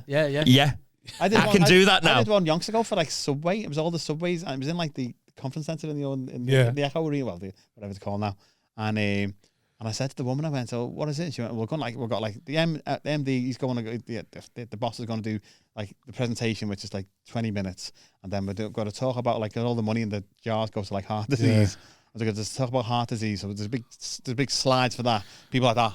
And I said, when do you want to put in? She goes, after that. I said, well, how long is that going to be? She goes, it'll be like 40 minutes. I said, well, we'll have an interval, because it was like chocolate, like hundreds and hundreds of people. I said, well, just do a break, just do a 20-minute break, because people are going to want to have a drink and go for a wee. So she went, no, it'll be fine. So I'm standing there, and this presentation goes on for 2 hours, maybe an hour 40. This fella going on about heart disease, and like everyone's like that, want to kill themselves at the end of it anyway. And then as soon as he went, hey, ladies and gentlemen, I'm going to have our next, we've got a comedian now, and they all just got off, and I was like, yeah, of course they did. Yeah. So I went on, and literally 11 people sat there in this massive aircraft hangar, and I just went, and she went to me, are you going to do 40 minutes? I go, yeah, fine, no problem. Yeah. And just did it. To nothing. So some people just some chops. That. But I thought I was a good payer, and I was thinking I'm not going to go for 36 minutes. I think I will do this. I will, and I just stopped in the middle. Give of the them nothing. Anyway, bye. You know. And I just thought, but there will be people like that who again want one person, or if you don't do your time. Who's the king of that? Nick Page. Just fucking Nick Page. Rifles through it. He'll play in a gulag. Russia and smash it, and it's just, you can put him anywhere. Nick Page, honestly, he's amazing. He's amazing, and he's like, he'll just motor through. Mercenary. He doesn't even hear if he's dying. He won't even hear there's no laughter or anything like that. He's already gearing up to thinking about. I've seen him do gigs where you just think, you haven't paid attention to the audience once. No, smashed it though, but like just this is it. He's so good. Does it, and you're like, fucking. The automatic. I've done it because I used to do this thing called Comedian Land, and it was like, and the gigs weren't set up very well at all. So I would say, but they were well paid, like between 400 and 600 quid cash, right? That's what we like to hear. But they were awful. So you get there, and sometimes there'd be no sound system, and it'd be a massive clusterfuck that you wouldn't do it and all that. So I would say to them, look, I had to build up an army of mercenary comics. I had about 10 of them. I could just go, right, this one's a fucking arsehole of a gig. It's 600 quid. It's in Dudley, and you're going to die. But you've got to do 40. You've got to do it. And they're like, right, okay. I love that. I think that's a badge of honour to be in that crew. That's why I used to like doing the hyena. Because the hyena could be rough as arseholes. It was roughest gig I've ever done. But it's the best gig. I used to enjoy doing it because it was such a badge of honour to get through it and do well. But in them gigs, the pressure's off as well, innit? Yeah. You know when you do a gig and you're like, the pressure's off here because everyone knows this is certain death. Yeah. And you're like, well, actually, am I having an all right time now? Because it's like, what even is this? I'll just play with it, You missed out on that club, mate. You'd have fucking... Would I? Yeah. Oh, my God. The audience there were just Dan Nightingale was merciless. the sound guy. He was the tech guy. Was he? I always remember, like, the audience would come up. If you were good, they'd come up and tell you. But I always remember it was me, Colin Cole, God bless him, and there was another actor on. He was so bad on the Friday. He didn't do all. He only had 2 acts on and a compare. I remember comparing it. So when you went on, you did like 20 at the top instead of doing like 10. Right, so the compare a bit open as well. Do longer. Yeah. The compare is open, yeah. So then the second act, you do 20 again. So you do like, you basically do 2 20s and then you bring. So it was a night. Yeah. But I remember like it was me and Colin Cole and there's an actor on. He was a Canadian act. Not like one of the good ones, but he was he was doing this real on the Friday. He was just awful, and I remember Yvonne was trying to get to replace him, but Newcastle's a bit of a schlep, isn't it? And it's hard just to get people. Not much up there to trouble with it anything. And then on the Saturday, like on the Friday, he died bad, but he still managed to do the Saturday, but he didn't last it again. Me and Colin Cole ended up doing. He lasted 5 minutes, so I had to go on and do another 20 after him, then do 20 again, and then. Yvonne was standing going, oh, what are we going to do? What are we going to do? And then Colin just went, we want his money. Like a mercenary guest. Yeah. And we got his money. But I remember like someone like Geordie come up. Yeah, I know, we got his money. We got like, it was like 250 quid. So we got like 120 quid like that night. And this Geordie come up to us and he bought me and Colin a drink.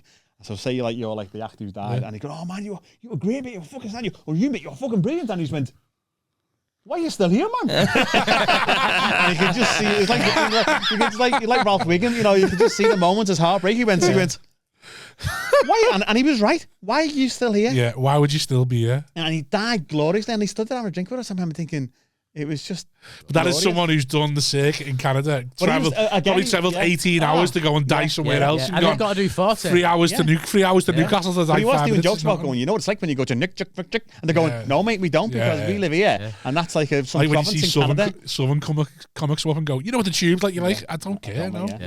I couldn't give a fuck what the tube's like, mate, That would have done good for that Canadian out there. He should have stayed up and done his time. Just gone through let's do this. You know what's funny? In fact, I'd take balls because what was funny though? He blamed them. Audience. He was just blame them. Like even on like the Saturday, he was just going, "Oh man, you're the worst audience," and I'm just like, just shut up. Take them all down. He did it. I come in. Alexander's, It's Alexander's in Chester. I come in. And I watched the last 10 minutes of him just fucking bollocking everybody. And then like, get off. I saved that night. I saved that night because I got the standing ovation. No, my theory on that night was my theory on that night was they then came together as a collective to laugh at the other 2 acts to go, see, it wasn't us. He was just a cunt. And it wasn't. It was the fact that this front row of women were dreadful. Right. And I just sat and said, you need to shut the fuck up or this night's going nowhere. Because remember, they'd been bought in. It was meant to be a corporate. Then no one turned up, so they opened it to the public. Out off protest too much. The public has sat around. He come on the podcast the next day going, that Gary Island followed me. Yeah. He had the best gig of his fucking life because of me. I saved the gig. I made them hate me. I made them hate me so they'd love them. Yes, I did. I made them hate me so they'd love them. I saved that gig. I walked so he could run. And God gave us his only son. That was me. I did, Trent. I said to them all, shut the fuck up or this night won't be any good. And then frowning as well. They come up. They were going, oh, he was just a knobhead. He was a knobhead. And I was like, no, you were knobheads. I'm going now, but have a lovely rest of your night. And then the whole night was great. I saved that gig. Yeah, okay. Sacrificed himself. Got me a standing ovation, that mate. I know it did. Because they thought, see, it wasn't our fault. He was a cunt. Now we're all having a great night. Thanks very much. Could have been anyone that, Steve. Yeah. That was anyone's standing ovation. Simon just made sure. Roland Gent. Yeah. Whoever followed him was getting a standing ovation. He made sure of that. He was proper pissed off. He just went, I'm going. Yeah. Well, yeah, I'm going obviously once I've done it, but I stand by that. That was me saving the gig. Was that you, like you know? If you're gonna die, die. Yeah, go down in flames. I agree with that. You doing standing behind a barrel waiting to the machine? Stand up and just fucking do that. I think that's the difference, isn't it? You know, when you start out and you're dying, you die and you go, when you see it. Yeah. But like now you go, I can see this is going, and I can deal with all of it. Just lead into it. Yeah, but it wasn't that. It wasn't. They were being. It was unplayable. Yeah. They were just being awful. So it's like, well, I'm just gonna have to tell them to shut up. It was so much fun. I came into a dense wall of stariness, and then I just stayed in like bollocking everybody. I remember doing that like years. I remember doing like a doubled up from like the gig in Middlesbrough and they having the daytime, the middle of the daytime one, doing one there, and then coming back and closing the Baby Blue and Raw Riders there, and then like I said, what's it like? And they went, oh, it's been really hard. There's a woman on the end, and she's like the MD of like this big company, and she's just been a nightmare all night. And I remember just going, okay, instead there's no one like throwing her out on it because she's like the boss. So I was just went on with it. All right, well, fucking, I'm ready for this then. I just went on and just fucking battered it. And all the rest of the audience loved it, but all their table were like shitting themselves. And I was like, love. And she's going, looking at me, going, you can't sack me. You know what I mean? She came up to me. She came up to the end. She went, you can't say that to me. I go, I can't. She went, where's your boss? I go, I'm my boss. Yeah. You should do that thing where you turn around and go, well, how can I help you? Hang on. What's your problem? Yeah, I love people want to complain to you, and they go, "I think it's terrible." I go, "Okay." Well, I just think. I go, "Well, you said it now. What do you want to do?" I just think. I go, "Well, you've told me. Well, who do I complain to? Me? Well, what do you want me to do? Well, why don't you fuck off now?" Have you ever had to write a complaint letter? Write an apology. Oh no! Someone made you write an apology? Yeah, I did. Yeah, Who? I had to. It was a frog and bucket, and they'd sent an email saying that because the friends that I'd brought in, and I was chatting with them at the back, and I was like I'd have ruined some night by talking, and I've just forgot what I was doing and they were at the bar and all that kind of stuff. So I had to write an apology email back to him and then give him some free tickets. Out of your money? Yeah, it was. Yeah. See, there's no one noisy comedians is there in a club. You know, sometimes we have an green room when they start chatting. I go, this is not a fucking soundproof booth, you know. Yeah, it's I'm a piece of wood. terrible for that. I'm loud. I'm bad for that as well. I forget. I had to put a sign up in our green room and say, this is not a soundproof booth. And I say to people, and they talk to me, I go, stop talking. Depends who I'm with as well, because if I'm with the right people, I start clowning. Oh, Christian Schultz-Lowe come off the Glee when he just opened and it was like, you are very loud. Like I was putting him off on stage because I was in the Glee Green just screaming and laughing and everything, and he was like, that really comes through that curtain. I've had to go up and tell him, I've had to shut up before now. Can you shut up? Yeah, I've done it in our place. I go, is that the green room? Can you shut the fuck up in there? Look, because it's yours. It's just a fucking dense curtain. Yeah. And you're this It's far away. a bit of wood, and it's there. Get many deaths at your gaff? That's. Any recent ones? Who's recently died? Who's been really bad lately? I can't remember deaths. There's been some touch and goes. Like, Has there? I've had a few touch and goes there on a Friday. Tell them the watch story. The what story? The watch story. Remember? Oh, You watch.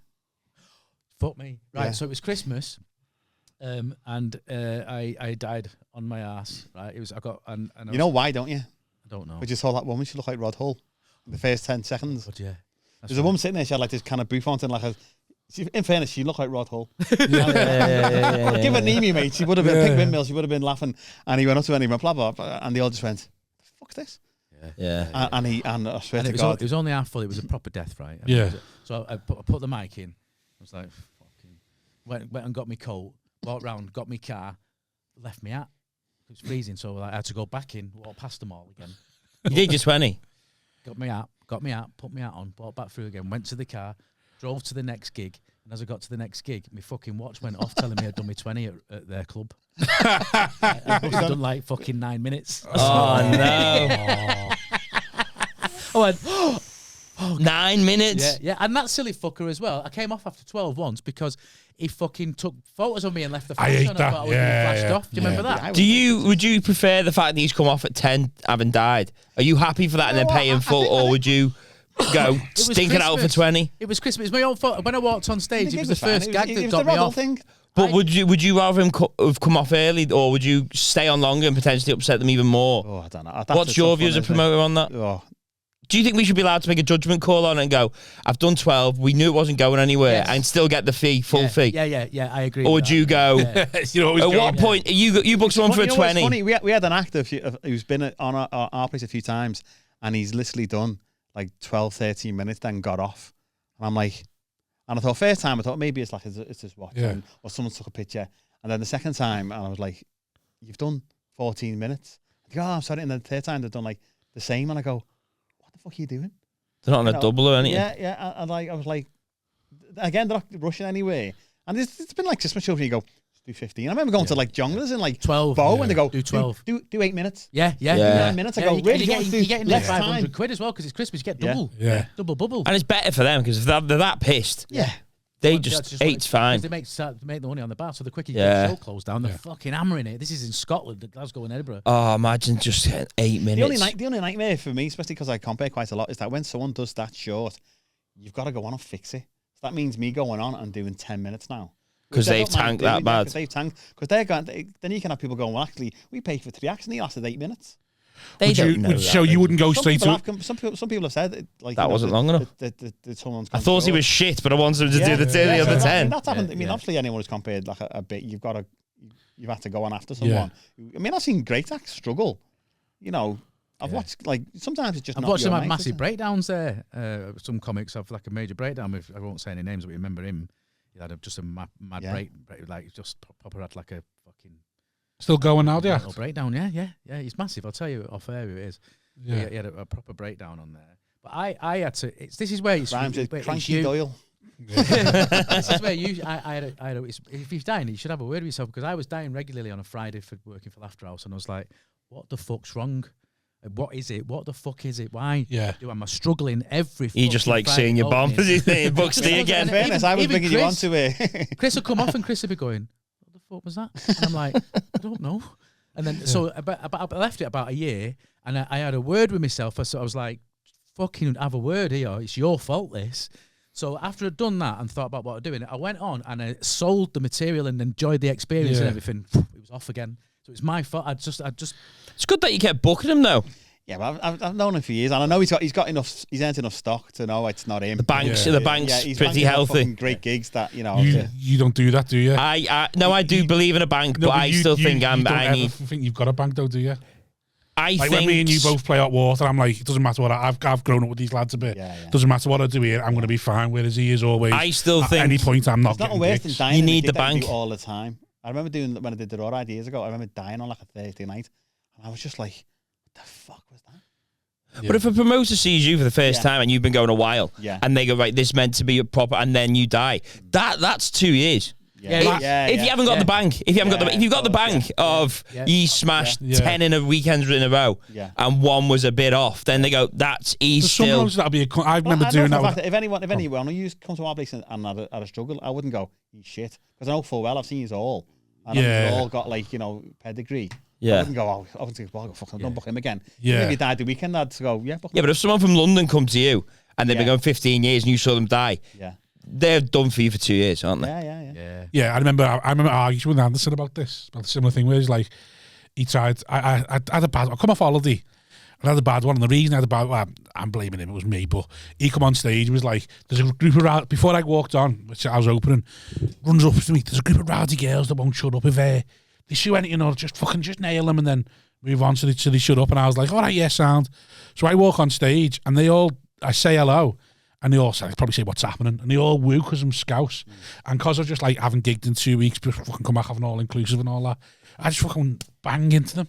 And everyone just went, what have you been a cunt for? You literally woo because you were Scouse. And like, and I immediately, like, after a couple of minutes, you're clicking your head going, why am I struggling? You realise, I've just hit them for no reason at all. They weren't even being honourable.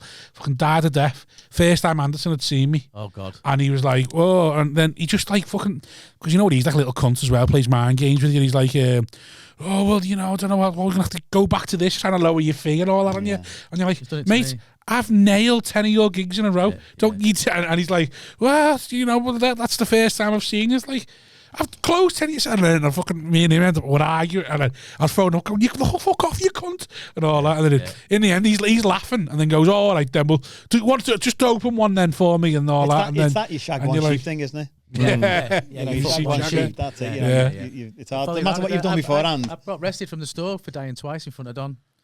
So, but it was after lockdown. I was breaking in new stuff, and it was a struggle. But he was there, so now. I mean, it's gone. 18 months now. I've not played there. Oh, just because Don. I had that with them when I tried to get into the store. I've told the store on the pod loads of times, but my first 5 did smash the. Don told me I was the next Alexi Sale. Bladdered 3 bottles of wine in. Like, next Alexi Sale, you were fucking brilliant. Next time done there, 2 abrasive. It went well tonight, but audiences might not like you. And they're going, it's pretty much the same set. And I was like, Have you just seen fucking Alexi Sale? one minute. Yeah, that's what I mean. He's so subtle. 1 minute I'm Alexi Sale, the next minute I'm too abrasive. I was like, fucking hell. And the store said to me, we like Manchester. It was the Manchester store that asked me to do like we want them to do a weekend off the back of like new comedians or something. And they were like, we've got to wait for Don. Now we can't book you now till Don says it's okay. And I was like, right, great. Well, I'm not coming back to London like for a while. Yeah. Like, just try and get me in Manchester. And they said, we'll try and get you in Manchester, but we've got to get okay passed on. Then fucking 3 months passed and then the pandemic hits. And it's like, yeah. I had a load of shit in the pipeline before that pandemic. Just gone. Fucking loads of ideas and like out. It's funny though, isn't it? Yeah. I remember coming back after the pandemic and just going, I don't know what I'm doing. Yeah.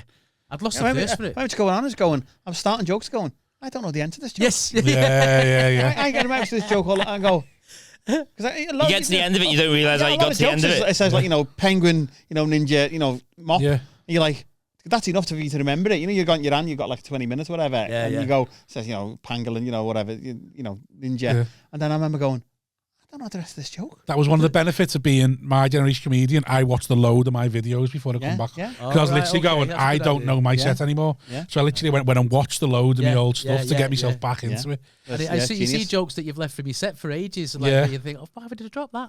Yeah. It's really good.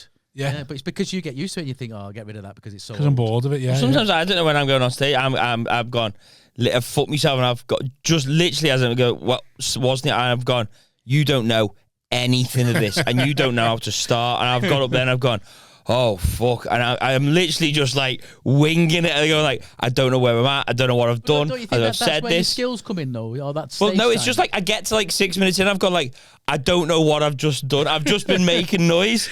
I remember when I was driving I got pissed at that wedding, and I was driving to Tonic on the Saturday, and then I was like hungover, and I was almost in tears because I went like, I'm the man, I'm meant to be the guy in charge of making this night where these have all come out for this night, and I'm the guy. I'm not the guy. I don't know what I'm gonna say. And I'm literally driving. They go like, what do I say? I don't know what to say. I think sometimes everyone gets that kind of imposter syndrome. Just stop what we do and go. It holds you back. This is insane. Holds you back. I don't get it to a set, but then MCing, because obviously you do lemons. That's I sometimes I just play in my own head. What if there's nothing funny in the front row? What if there's no one to talk to and there's nothing funny in them? I just start playing, so going, what are you gonna do? What are you gonna do? And you're like, And it's mainly when I'm hungover. I get that. To myself, and I've heard people say to it, they say, what would you do without fear? And it's fear that holds you back. Keep you ups, that's what I've said. Keep you ups. Keep you ups. If I'm a multi-millionaire, I'm starting with keep you ups and going until I finish, and I go, right, that's the keep you up bit done. Hello everyone, how are we? Two monkeys in the back. Yeah, I'm doing keep you ups for the fit. That's it. If money becomes no thingy and I'm fit and I can sell out whatever, I'd be like, it's keep you ups at the start. It's very, like Tim Vine doing the pencil on his ear. Just keep you ups. Just I like this, and then once I've finished it, kick the ball into the crowd. You keep that. Start the set. If I get to my record of 1200 or whatever, I'll be like, great, smashed it. See you later. I was. Off 1200. I was good at keep you ups. 1200. Yeah, that's like 2 takes a while. Yeah, it takes a while. No way, you've done 1200. It's not that hard to get to 100. It takes how long? Couple of minutes. 100, yeah, but you're not getting to 1200. Without dropping the ball. Without a little slip or something. Easy. Oh no. Yeah, just requires you've got concentration. Next week's pod is good. Doing keep you ups to get to 1200. I could do around the world. I could do that one with Dino and all that. Yeah. No way. That'd be interesting. So how long? How long have you been doing Laugh House? I think it's like 13, 14 years now. Right. I forget exactly when we started it. It was, remember when was it Alexander Beck won thingy? I always remember that was like it's an interesting that was our marker. Because I remember Fitzy was doing it first, and then we were doing these gigs in Goodison at Christmas time. Yeah, it was hell. They were just the worst gigs in the world, and they're supposed to they had 4 themes. And they had like a disco night, like a Jamaican night on, and then a comedy night on. But none of the other nights sold apart from the comedy. So everyone didn't go to the other night. They went, you can just go to the comedy. But it was like 4 weeks of it. And it was just the worst gigs in the world. A, you're in Goodison anyway. And B, it was just awful. But I always remember, like, we that was that year we kind of started doing it properly. It was the Ray Quinn. Yeah. I remember it was between them. And I remember going on saying, I remember going on there and did you want to know who won? I always remember it being like them. I remember because Tanya Lee was doing it, and we put it on a table, and some fella went past and tried to pick it up. Fucking hell. She's heavy as well, apparently. All the way to the back. Surprisingly heavy. I think Smith said that, like, because he's had to help one. I'll put it up before, and you're like, oh, fuck it. I had to get out the bath once in the Hyena. You know, the flat you stayed in? Yeah. Oh, mate, it's like trying to pull a trough out of mud. Really? Yeah. Oh, my goodness. Trying to get a soggy dwarf out of a bath, you know what I mean? It's Oh, God. not as fun or as She's happy crushing it as on sounds. TikTok. I'd Is pay she, for yeah? that. I think so. I think she's What to doing see well. Tanya Lee in the bath? It's hard to believe that she's doing well with shorts. So, but yeah, it must be like 13, 14, coming to 14 years. Did you still do gigs around, or do you mainly just compare that now? Like, have you been doing that for like a resident? Yeah, thing I for a just while? kind of do sets, and then I do stuff, and then just do like the little bits that I like doing. Like I do. So you do sets there as well? Yeah. How would you find doing them so in one Great, place? yeah, because I'm there quite a lot. It makes me write a lot. Right. So I like that, and it's like a nice gig to do, and I just don't want to be. I've been doing it for like years. I can just go a gig. I can just be home. I live in Eggbert. Yeah. That's it. You know, After a while, you're like, because I remember like when Smith was just doing Hot Water, and you were just doing Laughed House, thinking, I wouldn't want to do just one gig, and then you'd have a kid, and then you think, oh fucking yeah. As long as it's different. I spent all my career trying to headline. Now I spend the rest of it trying to get on first and fuck off home. Yeah. That's it, isn't it? You That's know, what it's like now. You get people go, I don't want these people who don't hang around after the gig. Go, why? If you don't finish a shift in Blockbuster and go and watch the next fella now. You know, do 8 hours. I know it's not the same thing, but you know, when you're starting, you want to watch stuff. But you get to an 8 and people go, you shouldn't. People apologise for getting off. I go, what are you apologising for? Just get off. Fuck off. Especially when they live in like Well, Bristol or sometimes Baxter I've been known lately sometimes to go like to the MC. By the way, when you bring me off, I'm going straight out the door. Yeah. So it's not rude or anything. Oh, I don't even say that. And then I'm just off the stage and out the door. I don't even say that. I just go. I just literally just fuck off, leave, and I've got just Laura going, Steve, you're not going to say goodbye. I'm like, no, I'm just going. Yeah. Yeah, it's because you want to get off before the audience get out. Yeah. Especially with your headlines, it's like that's one thing people don't understand that as well. People don't understand we do this, and you might want to make people laugh on that, but they genuinely do not want to speak to any of them, and it sounds horrible. Lost the goddamn big Babylon. I don't do well with compliments. I struggle with compliments as well. And I can't stand compliments. It really. You were brilliant. So funny, Yeah. like, thanks. And then I look like an arrogant cunt because I'm like, yeah, meant to be, yeah, nice one, yeah, I know, yeah. You're like, what do you say? Yeah. Like, yo, thank you, but you're like, oh, yeah, you, and then when they do the second, you were brilliant, oh, thank you, and then you were so good, and you're like, yeah, well, it's meant to be. What the fuck do you want out of this? Yeah, exactly. Like, what are you wanting really from me now? I like being compared and they go, oh, you were great, you should be one of the acts. You should be. I love that. I love that one. You were the best in the acts. I go, Yeah. okay, yeah. Oh, yeah, just wanted you to You stay should on. try this. You should try. I go, You should try I think I this. should go on stage and tell jokes for a bit, yeah. Yeah. Okay, thanks. Thank you. Yeah. So you just do alternate weeks with Fitz? Yeah. Do you? Yeah, well, Neil, like, he films a lot of stuff, doesn't he, and stuff. He's in that Waterloo Road, and he's always doing something like, you know, so. Yeah, he's quite a prolific actor, isn't he, really, when you think about it. You watch, like, Keep you watch, like, the first. He's been in almost the first, everything. The first every scene of The big Office thing. is him and Ricky Gervais. Yeah. He's been in almost everything. Yeah. That's like, say, Been in The Peep Bill, Show. you know, a Peep Yeah. Show. And then you that changed the comedy sitcom world. Yeah. He's been in like. Michael Smiley as well pops up in loads of stuff. Yeah. Michael, Yeah. do you know Michael Smiley? I don't know him. Played Tyres in Space and stuff, like the Irish guy. He's an amazing bloke. I mean, Yeah, really nice guy, funny isn't he? comedian, and but he's in like really big movies. Really big Yeah. movies, like Yeah. you know, he's in some Irish movies that where he plays like a leading role and all that kind of stuff. He was in that. What was it called? That not the boxing one. He's been in some, like, proper, like, big films. Yeah, he's been in like he's in like Herc and Burke and Hare, that one and all that and everything. Yeah. So- Well, Toby Foster was in Afterlife, wasn't he? yeah. Yeah. He was great in that. That scene's so funny. Seen it on Twitter. I was like, he They're all really mates, aren't plays they? that I've great. seen it on They're old Twitter. mates. Are they? Yeah, Gervais and Foster. Yeah. Oh, Well, Gervais yeah. used to run comedy gigs, didn't he? Yeah. Yeah. Like he was a comedy nerd. It was the thingy at 'Cause- Reading. He was the what's it guy? Reading University. Yeah, he was programmer. the arse and Well, Yeah. Roger Monkhouse was Last Laugh, wasn't he? He started Last Laugh. Was he? I didn't know. Like, did you know, When I did that Stuart open Lee, spot Ricky that I died, Gervais? that was Roger Monkhouse who booked it. Was it? Yeah, Let's Go. How Yeah, long ago it yeah. was, yeah. He's on fire, him. Roger Monkhouse, Monkhouse, is he? mate. Brilliant. Oh my I love him. I mean, literally from the word opening his mouth, it's all winging it. Everything's winging it. With the always comparing, Yeah. and it's fucking hard to follow. That man is unflappable. I know. When people give him a shit, he goes, wow. Yeah, he's wild, isn't he? Just, and by the time he smiled and pulled that stupid face, Yeah. he's gone, destroy, and then the person's going, some guy who looks like a village idiot has just destroyed me. Yeah. You know, that's what's so disarming about him, because it's he's like brilliant. It's got it's the finesse. He's well educated. He's extremely erudite. You can't get past him. He's amazing. But best compare in the country for my liking. That lad. He's amazing. Yeah, I'm working for him in years, mate. I used to love. I haven't worked with him in years. Right. You get found on. That's one of the weird things you find on the circuit as well. You'll see someone like for ages and then never see them again. Isn't it funny? Years. But then you about 3 years later, you have 3 gigs with them on the trot. yeah. But he has absolutely all over the country as well. Yeah, yeah. Hull, you know, Glasgow, and It Leeds. just shows you that promoters are on the ball with their bills. You know what I mean? Because they will follow a certain path. That's the only reason it can be, because it can't just be coincidence. Because look, we've all done it. You've all got. You've all turned up and done 3. Me and Deliso had the spout of being on the same bill just all the time. Just we'd always just turned up in Malawi, wouldn't it? Yeah.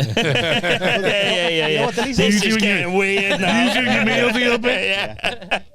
Deliso's another one. Like he's another one who's so bulletproof. Yeah. I've seen people who are so clearly racist sit there, like in our place. You obviously got like the main seats and then the seats to the side. I remember this fella sitting there. He just like he's a proper like like BNP, and he's obviously Deliso rips it, and he's sitting there and he's going like swallowing his own laughter, going, I can't laugh at a black man. Yeah. And like I remember just watching it, and eventually just watching someone buckle, going, well, I'll pray tomorrow and I'll burn more crosses tomorrow, but I'll laugh tonight. And again, I remember just thinking, going, you always watch the people who don't laugh, don't you? Yeah. Oh, you always see this person. Yeah. Don't you? Yeah. That's all you see. People who want to make a thing of why I didn't laugh. It's you had pay 20 quid for the shit night. The best thing I ever seen, well, one of the funniest things, it was like Milton Jones years ago. He went like when the store was in like obviously in the arches, and someone let us down, and like we got Milton Jones to open in our place. It must have been like 10 years ago. So obviously like, Milton's a lovely fella, and he's boss as well. And he goes on and he's just like annihilating it, just destroying it. But like one fella's sitting there going, again, you can only see the people who's not laughing. And Milton kind of stopped and he goes, "You okay, sir?" He goes, what's the problem? He goes, "No, nothing." He goes, "What's the problem?" He goes, "Well," he goes, fucking fair play to him, he's bolshy. He goes, "I can't believe you're getting away with this." So in a room of like 150 people, chock-a-block, and he said, "Barney," goes, "I can't believe you're getting away with it." So he's right, and the full room's wrong. Yeah. And Milton, fair play to him, he goes, "Well," he goes, what are you doing tomorrow, sir?" And he goes, "Apart from getting these jokes." And the fella just like sat into his seat, but I was thinking, you arrogant get to say, you know. It is mad though, isn't it? I had someone come up to me, Raymond and Mr. Timkins, smashing the room and going, "This is just shit. This is just shit." And I'm like looking at the whole audience. I'm being going, "I agree, mate. Yeah, I don't get it myself." Yeah. And he's just like, and then, but that was the worst mistake I ever made. Then because he tried to tell me some racist jokes about like, and you're like, "Oh fuck, I was just having a laugh." When you look like us, people think they can tell you racist jokes. Yeah. I remember doing Aberystwyth University years ago, and I'd driven like before, and it was a nightmare trip. I thought next time I'm going to get the train, and I missed the connection at Chester, missed or something. So we had to like get like a shuttle bus. So the shuttle bus was taking us from Chester to Aberystwyth. Right? And he said, "There's going to be a few of us." And I thought, well, it's all right. We're getting driven there. Yeah. And then the fella gets in the car, like in this, like, and I get in, thinking, there'll be a few more people now. And no one else got in. So it was just me and him. So I just, sat in the front and thinking, I'm going to have to, like, pick your battles. Yeah. And then he's sitting there, he's going, and he never tell anyone you're a comic anyway, but he managed to, like, run a conversation. And he goes, "What do you do?" I said, "Oh, this." And then he started telling just, like joke. And I was like, and then in the end, I just went, to be honest with you, there isn't any you've not heard. Yeah, that's the way. And he goes, and he said to me, I said, "My wife's Asian." He was telling a lot of like Pakistani jokes. I said, "I'd rather you really wouldn't use those words." And he just went, "Oh, one of them are you?" I went, "Yeah, I mean, tolerant." So just headphones in, another 4 more hours of this. If it's that shit with me, if it's racist jokes, I just go straight to the punchline for him. I'm not. I just finish it for them. That's a good shout, actually. Yeah. Finish it for them. And even if you've not do you think you're a cunt? Then you're like, I know where it's going. Yeah. Because I've got that. It's never going to be good. You just go, "Oh, this is not." We went and saw it in Benidorm. Like, my mates thought it was dead funny to make me go to a comedy show in Benidorm. And I was like, it's just going to be shit. And then they're all like a few of them are laughing at it. And then I just said, my mates going, "You're not enjoying it?" And I was like, "Oh yeah, I'm not enjoying it." It's just, it doesn't matter. And I was like, I know every, no, my phone's died, that's all. I know every joke. And he's like, no. And I said, all right, sound. And then for the next 10 minutes, I just finished every single joke. Like you say, that even one that didn't know, go, this is what's going to happen. It's going to be, that person's going to be the bad guy. You're so highly tuned as a comic. You've got that muscle now. It's trained far better than more than the general public. So when they start a joke, you know exactly where it's going to. You know it's going to be the twist well, there or something. That's a reveal. That thing of I remember me Mrs. Dad saying, "Oh, usually I remember going to see blah blah blah, and they did 2 hours." I go, "Yeah, but that's a right anyway." Yeah. I could do 2 hours, didn't have to write it. I could just remember a load of jokes. Yeah. So try it right. Yeah. 10 minutes. Yeah. First joke, the first set I ever did, I remember going 10 minutes. I remember writing it all down. It was 50 pages going, how do you remember all this? Yeah. And if you only had to remember a load of old jokes, you'd be laughing, wouldn't you? But that's what winds you up. But even when ones used to do 2 hours, and they go, "Oh, you used to do 2 hours?" Like, yeah, because there's nothing else on. Yeah. So there was no competition. I said, so there you go and laugh at them for 2 hours, you'd be made up. I said, whereas now, if I went on stage on 2 hours, you'd be like, I want to get home to watch this, or I plan to go and do this. If you told people, go away now, go and do an hour, and you can't have any jokes. You can't use anything that's ever been done before. See how you get on. They'd come back with nothing. Yeah, that's true. They'd come back with nothing. Back in the day when I first started out, it was normal for Johnny Vegas and Peter Kay to do 2 hours at the Frog. Normal. Yeah. Yeah. Okay, we saw on a mixed bill. Yeah. Chappelle done 2 hours. Yeah. I don't know how it was fucking shite. It's too long. It's too long. For 2 hours. You know what? It wasn't shite when Peter Kay and Johnny Vegas did it.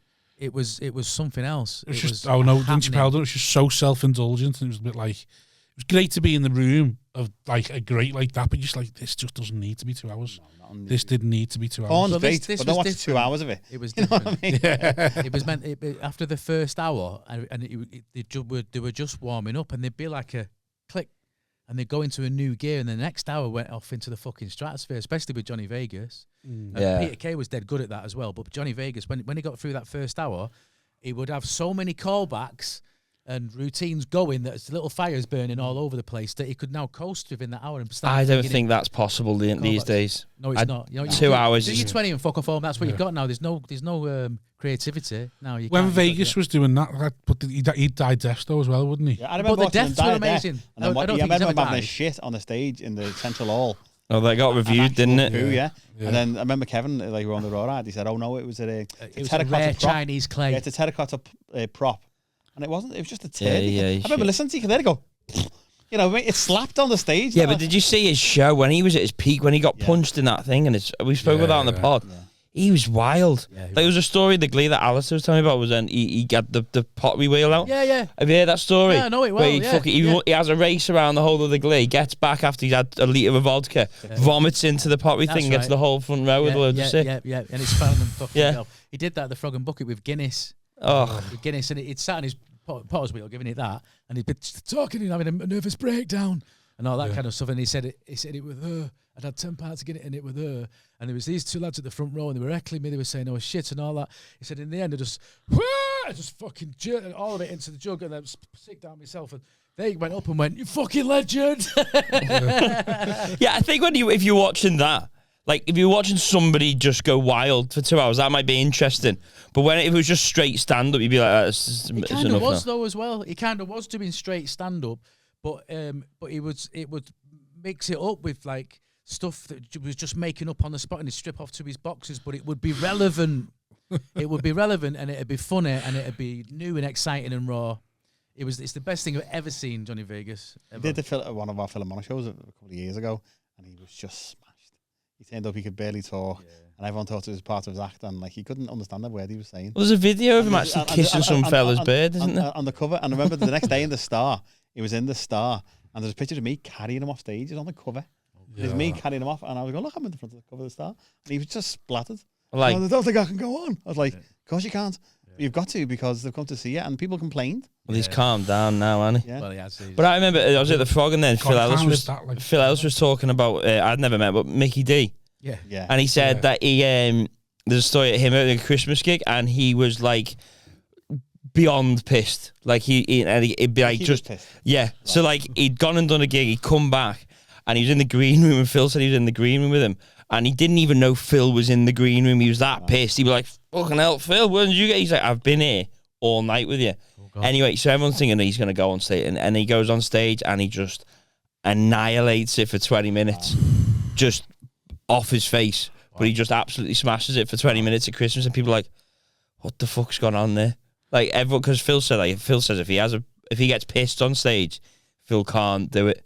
He says he's too slow and he's too like whatever. But some comics that can just get absolutely shit faced. I can be merry. I can't be pissed. I can't. I couldn't have one drink before I went on. And if I'm hungover, if I go out on a Friday, the Saturday I'm useless. Yeah. No, if I'm just goes, you can't do that. If I'm merry, and that's me at my best, then like just no holds, like let's have it. But if I'm pissed and gone, then you got. I couldn't have a pint. I might at the most I'd have like a bottle. But if I had like more than that, I'd just be useless. But I remember like doing loads of junglers years ago, and they'd just be smashed. They'd be like that, and then they'd go on and go bing, bing, bing, bing, and come back, stagger back off, and drink more. I think functioning alcoholics. Yeah. I remember, God, a good few years ago. What's his name from the Fast Show? Dave Angel. The guy, he was doing it for some. I can't remember why he was doing it, but on the Friday, like we did, and I went out to watch. I'd only done about I was the open spot for them really, and he turned up on the Saturday, and he was just as drunk as you can be, really, and still get there somehow. And we got out of him. He goes, I went out into town, spoke to some blokes in the pub. They went, you're the guy from the Fast Show. They said, we're going to match. Do you want to come? We went to match with them, so they give him a ticket. They didn't let him pay for nothing. They got him pissed, and he said, and now I'm here. And he was saying to me, if he can't do it, can you do it? I was like, mate, I've done 10 gigs. And I was thinking, I've got to follow the guy from the Fast Show. But luckily he went on, and he got away with it. But I remember thinking to myself, he won't be able to do it. But he was so drunk. He said, I'm so drunk. He went, I've been out all day. But so he just got away with it. He didn't smash, right? Okay. No, he got away with it, but you could tell he was pissed. But I think they all thought he was kind of being a bit like, "Ooh, I'm pissed." But if you knew that he was smashed, and he was eating coffee like granules. Oh of my coffee. God! I can't have coffee now. I can't have coffee. I can't have anything before I go on stage. Really? I can't. Coffee will make me nervous and everything. So I'm completely fucking sober of everything. So you could you gig bladdered? Oh, I've done it a couple of times. You any good or no? I was. But then twice I got hauled off stage because that's when I realised I'm going to have to stop drinking. I couldn't. When we done a lot, it's about to have 2 bottles of vodka and you sleeping all the way. You weren't there, like you done well enough. You were good enough to get by, but it wasn't. It wasn't. I remember seeing acts take tablets and stuff, and they go on, think they've had the best gig of their life, and they go, "You're facing the wrong way." It's a wild, it was a proper Wild West back then, 20 years ago. Well, that's what I mean. When did it? When I was asked before about audience change, when did it start getting more professional? Do you reckon? We'll finish after this then. I think when you start earning up to a lot of. When did the circuits feel like it got more professional? Because you're mob. Do you reckon? No, but before us, I think. It was about. I reckon it was about 17 years ago. Just like and then the clubs they found their formula. So you had your jonglers and you had the running gigs for Avalon. You did and off the curb gigs. They had a name, like Olympia Circuit or something like that. And then the people started realizing there was massive investments in money. So they were like complaining about the quality of the comedians and all that kind of stuff and everything. So it became it became routine and sort of like that's when it's. I think people just become a lot more discerning, didn't they? Because they weren't just willing to stand there and listen to some hack. Chat a load of bollocks in the corner. We just wanted it's formal structure. Once the formal structure came of the show, that's when it became more professional. Yeah. When it was actual business, not just like people just getting up, having a fuck around. Getting away with it sort of thing. It's formatted. Sounds like it would have been great though. The thing is, when you see someone like who's a bit shit now, they stand out a mile, don't they, in a good comedy night? They stand out a mile. Like when you do any of the competitions and you compare them. I remember doing So You Think You're Funny, comparing it. And they'd have the acts going on, and the ones who you can tell the people who prepped, and the ones who done well. I remember because I remember some fellow going on. He was proper Scouts bloke. He was in the road in the central hall, and a fella got on, and he just died on his arse. And the best thing he said all night was he just went, "I'm dead funny in work." And the only thing that got a big laugh, and he just couldn't get his head round it that he was like Zachy Dave in work, but he didn't carry over. And then people realised that people want us, people want people who pros, people who go on and do a good job and know they got the confidence to hold the room. But when you get some people just go on and go, why aren't you laughing? Because they can sense it. They can sense it, man. Audiences can sense it. They can smell it a mile away, can't they? It's funny when they try and tell the same stories. They tell the mates. It's like no one knows about your wacky mate Dave. No context, so you can't laugh. Speak to Simon. Speak to Dave. He shits himself once. And right, and I go, no one gives a fuck, mate. No one cares. It's only funny to you. And they go, oh no. I mean, you try and get away from them. They go, no, you got to keep talking to us. Go, mate, there's 150 people in this room. No, that's what I hate when you've dealt with someone and you give them enough time to make it knob out of the stag, and they go, no, you've got to, and as soon as you get away from them, they go, they'll just be knobheads. Start hearing it, don't you? Yeah. Coming in. Making noise. Just ignore it. It's best thing to ignore it and plow on. They soon give up. Right, Steve, where can we find you? This week, No, just online. Oh, online? Yeah. Oh, so I always do this, don't I? Yeah, you always tell us what Funny gigs you got. Steve Harris, or on Facebook, Steve Harris Comedian. There we go. Anything you need to promote coming up? Fast becoming another one legend. I know, yeah. I know you went to tell us about your failed TV shows on this episode. We'll have to get you back for them ones. Okay. Yeah, all right then. You said to me, What are you doing tomorrow? He said to me the other day, "Oh, we've done my failed music career. I've got loads of failed TV shows I need to tell you about as well." I have squandered every fucking opportunity that's been thrown at me. Well, not this one. You're taking it with both hands. I've had so many fucking hits off this. We made Jamie Hutchinson. He's on 9,000. Phil Ellis said, right, out at the Fog, he was going for a pint at the end of the gig. I don't know if he's lying or not, but he said, walking down that thing, someone recognised him from our pod again. Yeah, they do every time. And then he comes on here and he's piffy as people have screenshotted me and going, "Is this you?" And I'm like, "Of course it's fucking me." No, but he's had 12 people come up to him in the street, and he's like, "I've done TV, I've done everything," and the only thing anyone ever says, "Have you been on that podcast?" And that's it. And then he comes on here and goes, "I'm above all this. I'm above all this." I just know. He absolutely hates this podcast. I love when someone comes up to you and go, "Are you Chris Cairns?" And you go, "Yeah." And they go, "No, you're not." Yeah. You got a brother? Just tell me I am. Are you Chris Cairns? No, you're not. Okay, then I'm not. Yeah. Do you get it around like town a lot? Yeah. Do you? Right. The best one was in Tesco a while ago, and I was just like getting some stuff, and my missus behind me with my daughter, and they were about like 10 foot behind me, and there's this couple behind. They went, "Look at that." He went, "It's Chris Cairns." And he went, "It's Chris Cairns." I mean, Paula told me, I was like, "Yes," and just shopping like I'm fucking J-Lo. I'm like that. I walked out the pictures with my little 3-year-old.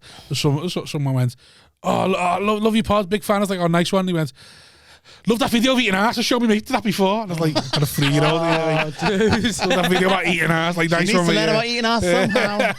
I just think it's a little bit embarrassing, a bit insulting.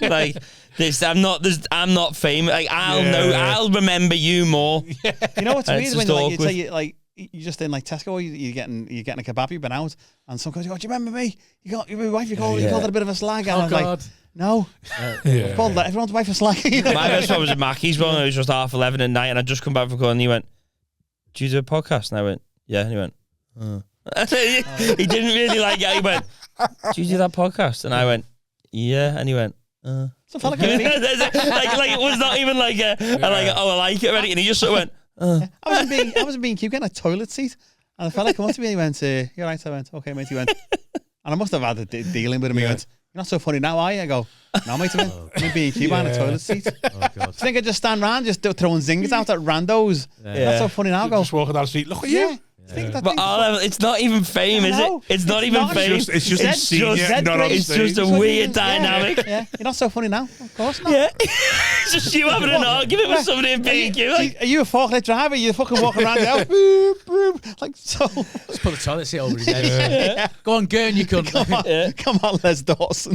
Just end up fighting with people in the gym. It's not funny now. Right, then, whatever. So we're all learning MMA now. How much you want to pay me? Obviously, I just think sometimes a bit like it feels like a piss take. Like, do you really know me, or are you just trying to wind me up? Like, you're that guy. I had this one when I was out with mates, didn't I? Someone at the bar went, "You out, Thomas?" I was like, "No, mate, no." I just walked away because I thought my mates had put him up to it. Oh, okay. And then he just like walked past me with his face down and went, "Oh, mate, it looks even worse going, I thought they were taking a piss. Yeah, I am him. Nice to meet you," sort of thing. And he's like, "Oh," I was like, I just looked at content, didn't I? I just looked like God to someone, "No, leave me alone." Yeah, you don't want to be that one. They go, "That matter of Thomas, he seems sound on the pod and on stage." Yeah. Bit of a cunt. Yeah. Have you heard his laugh? Right, Chris, where we finding you? You can see me at Laughter House and online. I'm at Comedy Cairns on Twitter or X. Or shitter. Has it changed now? Yeah, it's officially X now, which is... He won't know. He doesn't update his phone. My Twitter won't work now because I've got the software. Pathetic. Yeah, it's called X now. Sounds like a moody porn site, doesn't it?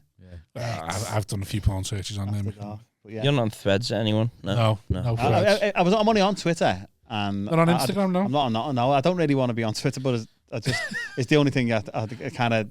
You can try jokes on it and stuff, but If that goes tits up, I don't think I'll I've be had on. I don't think I'll be on 3,000 anything. more people since I've been doing this podcast. What? That's more than me. 3,000. What you know? What is Instagram? Is it just like the same? Pictures. Just pictures, is it? Yeah. Just pictures, yeah. Tits and ass. Yeah. Yeah, it's good. Everyone who's contacted me has been absolutely lovely. Like 3,000? Not they've all contacted me, but they've all like registered. Fucking hell. 2,900.